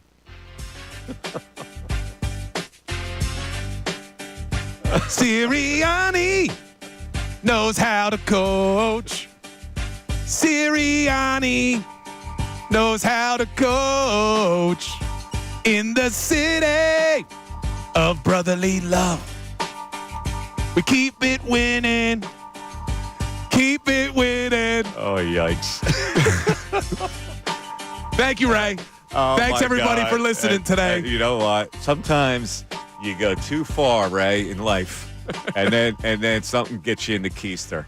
So I hope for Bill's sake that he doesn't screw up this head coach, because people are going to come flying out of you. You set yourself up, my boy, for the people to come back at you. But I admire your courage. Super Bowl. Going out on a limb. You're going to the Super Bowl. You got Contenders. The guy as coach of the year. You're trying to make everybody feel guilty for doubting him. You're having your day. But you know, the chickens always come home to roost. Super Bowl contenders, Michael. And when we shall see. Everybody have a great rest of the day. Thanks, everybody, for participating. We'll talk to you tomorrow.